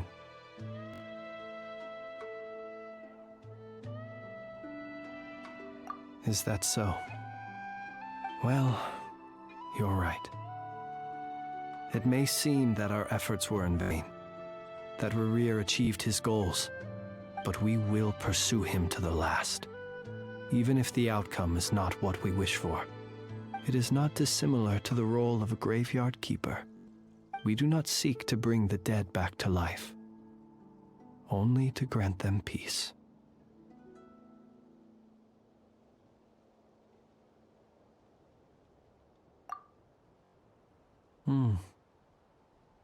Oh, what are you two talking about? Care to explain? Okay.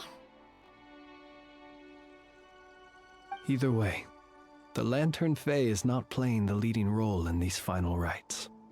Lightbearer, with your blood you have paved the road to glory and justice.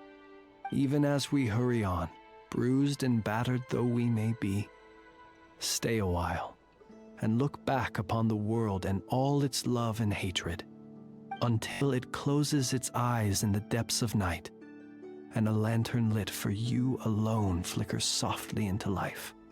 Thank you for everything, Sergeant Major Sosi.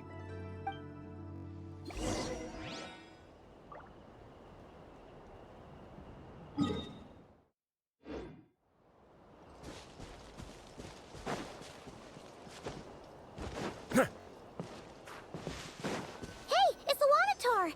Should we go after her? Or do you have someone else you'd like to meet?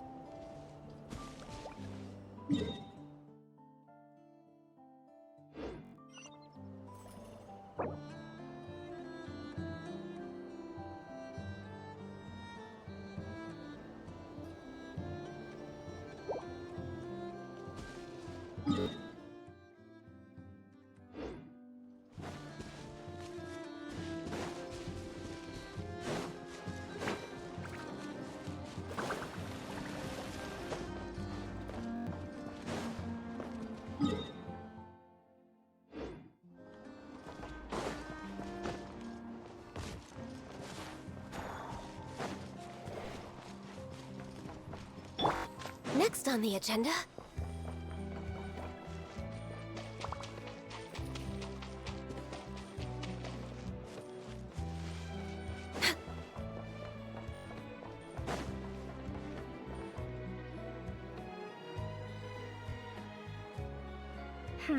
What brings you here?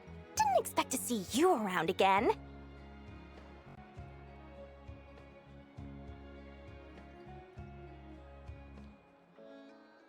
where have you been, huh? Didn't run away or anything? Oh, of course not. I was simply elsewhere discussing business deals. Indeed, it was all thanks to you that my little store was saved.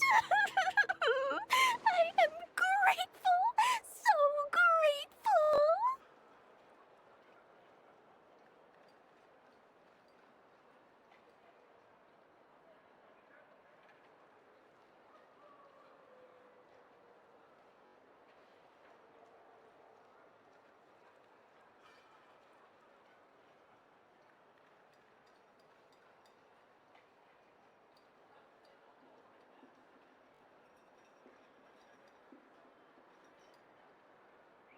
What? Why, I wasn't acting in the slightest. And didn't I tell you that my prices were reasonable? Oh, but you still turn to that curatorium of secrets, or whatever it is they call it. If even regulars such as you abandon ship like this, what can a businesswoman do but take her wares elsewhere?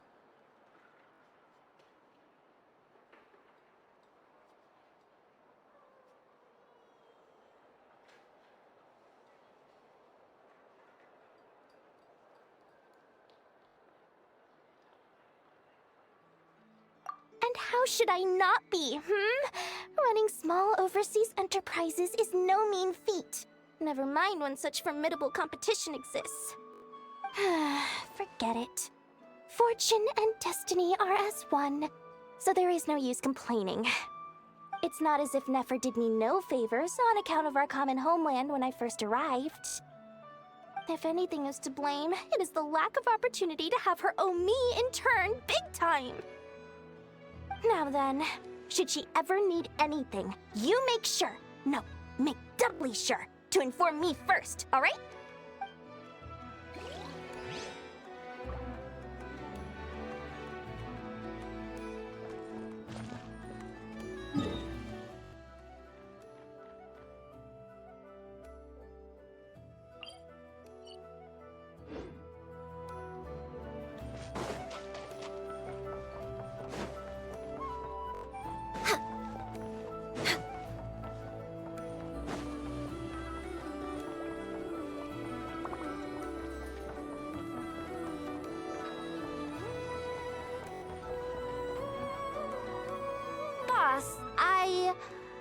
Do you remember that thing that I wanted to ask your opinion about? On a scale of 1 to 10, how much effort should the Curatorium of Secrets put in if we were to work with others again? Is that a 1? Isn't that kinda low? Guess again. Wait. You mean 0? But wouldn't we just be slapping our brand on the joint venture and calling it a day? Why even team up at that point? Yehoda, what I mean to say is that there's neither an upper nor lower limit. Aw, that's just like you, boss. Always thinking ahead. Wait a minute. That's not an answer at all. Is it? Oh, come on. Just give me a number, boss. Please.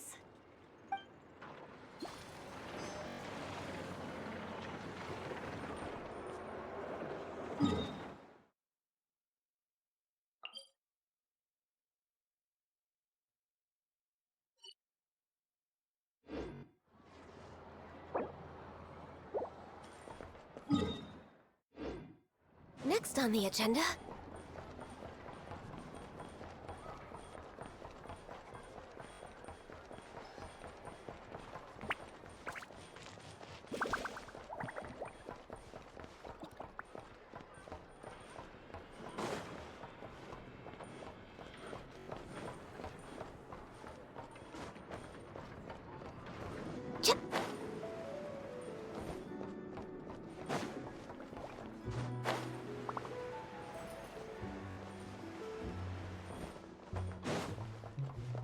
We're way behind schedule.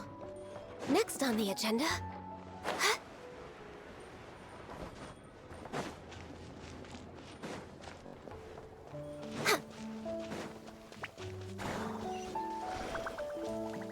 way behind schedule. Krumkake creation complete.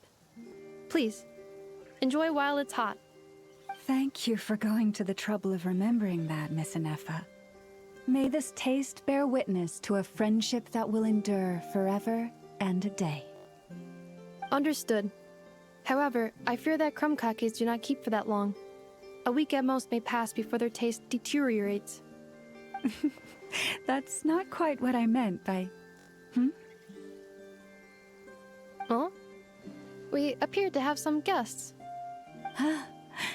They must have followed the aroma of the krumkake. It's all right. Come closer. Inefa's a friend. Affirmative. In fact, I can devise a cereal omelet based on individual preferences before crushing it into servings to share around.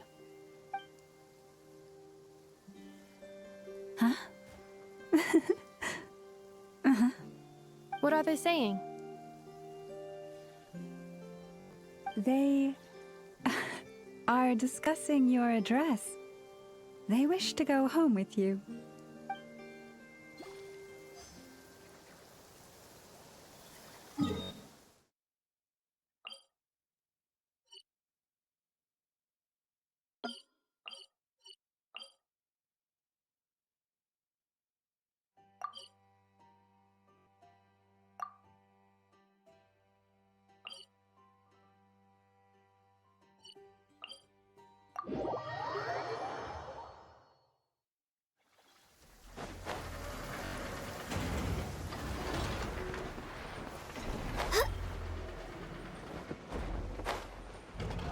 Oh, the sun's out.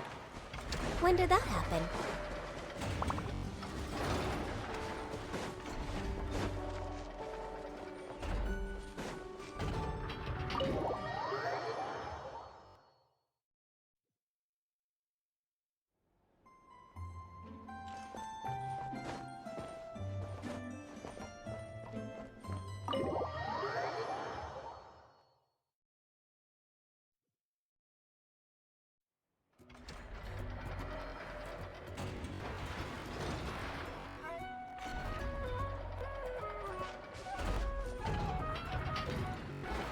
No touching!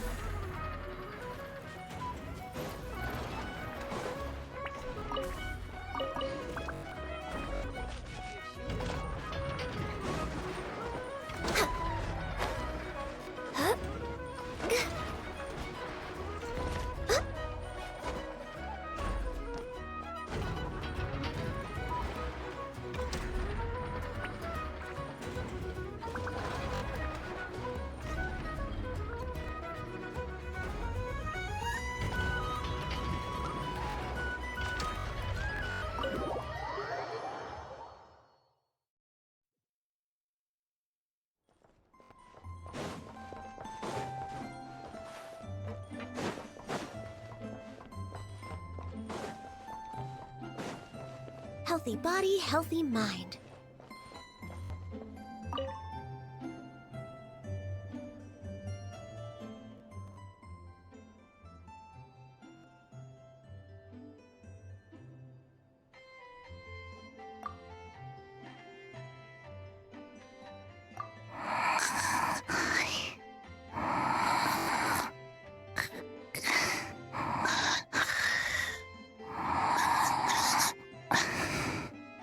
Why is Yehoda here? And she's asleep? Hey, what's going on here? Paimon feels like it's a bad idea for us to leave. Maybe we should ask Aino for help. Keyword detected. Meditative state suspended. Whoa! You gave Paimon a fright! No. However, it was Yehoda's request. She asked me for a detailed analysis of the steps required to meditate and to mentor her as she practiced relieving her stress. Yehoda's so stressed that she's gotta meditate to cope with it all?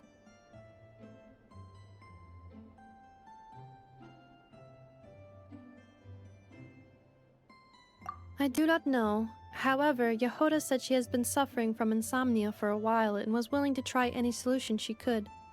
First, I let her stand in my kitchen, close her eyes, and focus on the fragrance of crumb cakes. By stimulating her olfactory module, I believe there would be a decrease in activity in her cognitive module. It successfully stimulated her appetite. She consumed the finished crumb cakes with incredible efficiency. Unfortunately, she consumed too many and proved unable to sleep that night. That's normal. We're not robots like you, after all. The more we smell food, the more we want to eat it. That is indeed true. Afterwards, I try to have her perform intense mental or physical exercises before bed. For example, cutting lumber, jogging, doing push-ups, boxing, and so on. Her body should have been able to enter sleep mode more easily following such sizable expenditures of energy. It did not.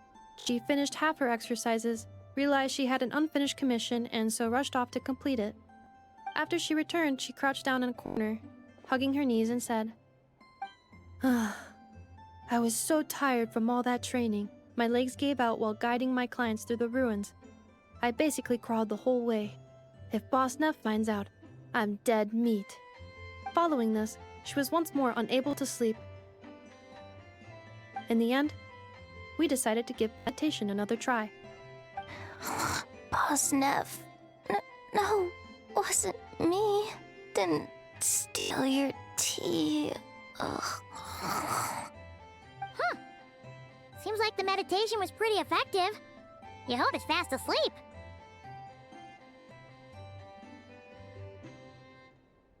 I do not think Yehoda's sleep is related to her meditation. First of all, the meditation steps I analyzed are not suitable for her.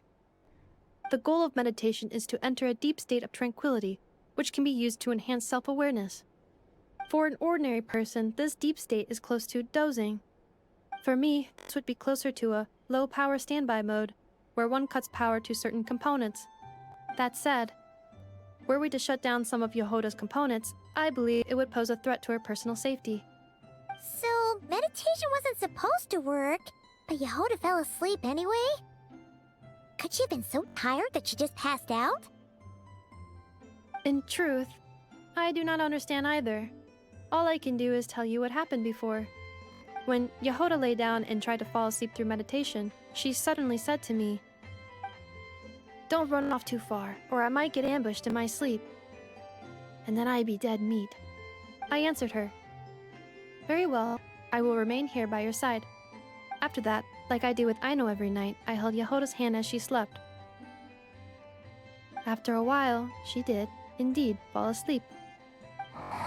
Dummy robot. This is something I did myself.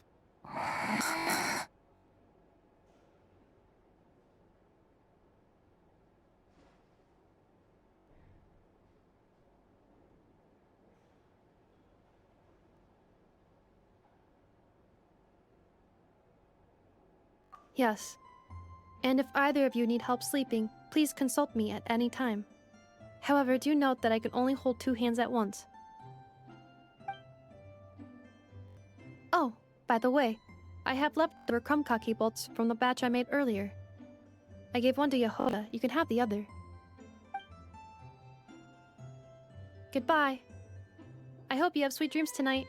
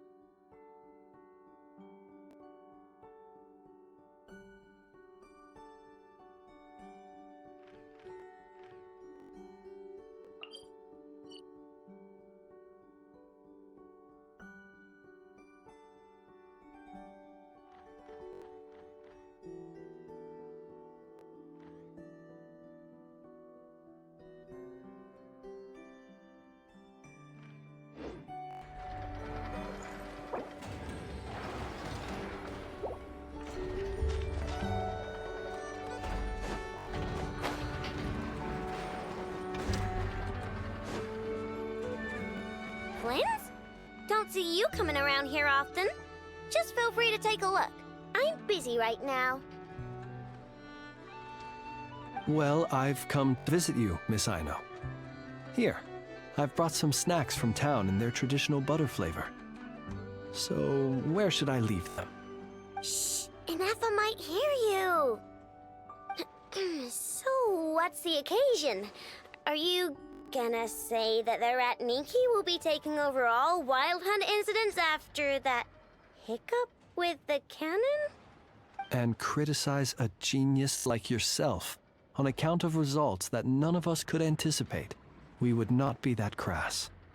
If we really did do that, I dare say we shall never again see technological breakthroughs. Sweet talker. It gladdens me to have set your heart at ease. Anyway, what's the matter exactly? Well, could you help me repair this lantern? I did bring it to Nasha Town to get it fixed, but it broke again during our previous battle. You want a genius like me to go fix a lantern? Oh, my apologies. Perhaps this request should be better directed to Miss Ineffa, and perhaps the snacks too. What? I mean, I can totally do this, no problem. Wait right there. I'll be done before you can say fix it. Much obliged, then. And next time this happens to you, make sure to come to me first, you hear?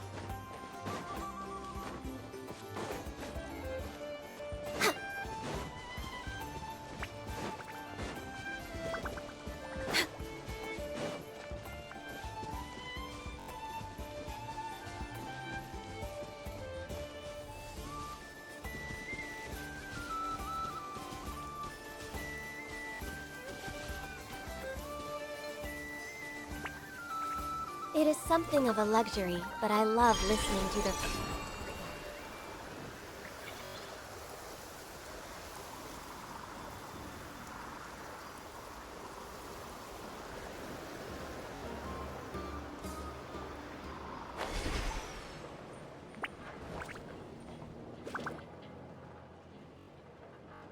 Columbina! What are you doing here? Was it not you who recommended such walkabouts to me? Yeah, but aren't you afraid the Fatui will see you? Zandrone seems uninterested in my capture, and the others are unlikely to risk making contact at all. They have more troublesome affairs to deal with.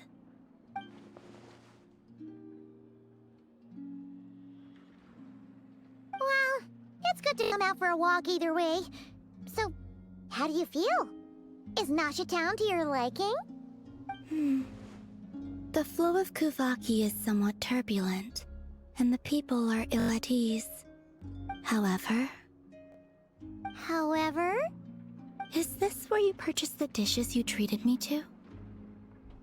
Are you serious? That's what she's concerned about? Berries and fried meat? Well, we can take you to grab a bite if you'd like to. There's all sorts of delicious stuff out here that you won't get to try at home. You've been quite subdued. Thorny questions on your mind, perhaps?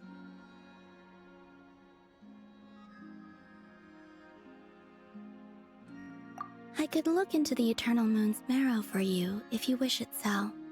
But after our previous attempt, I suspect your spaceship has been intentionally hidden away. Perhaps someone has certain truths they wish to hide from you, or from others.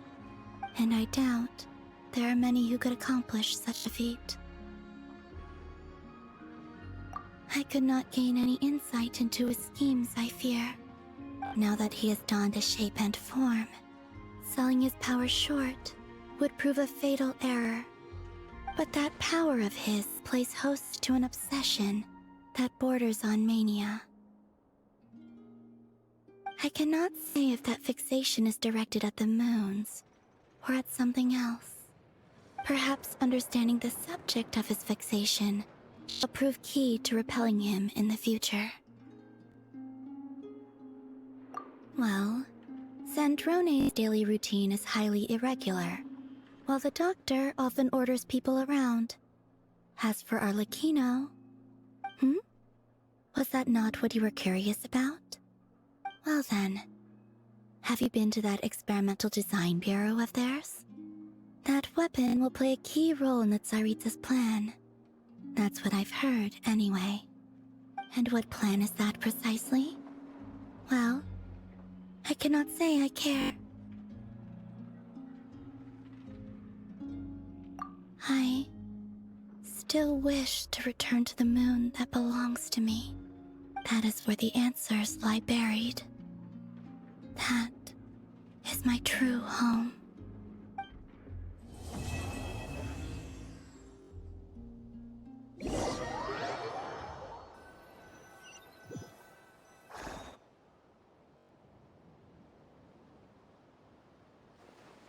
Interesting. You followed me this far. Why not show your face? Haha! Right, right. Right you are. I forgot to introduce myself. The name's Varka, Knight of Boreas, and Grand Master of the Knights of Favonius.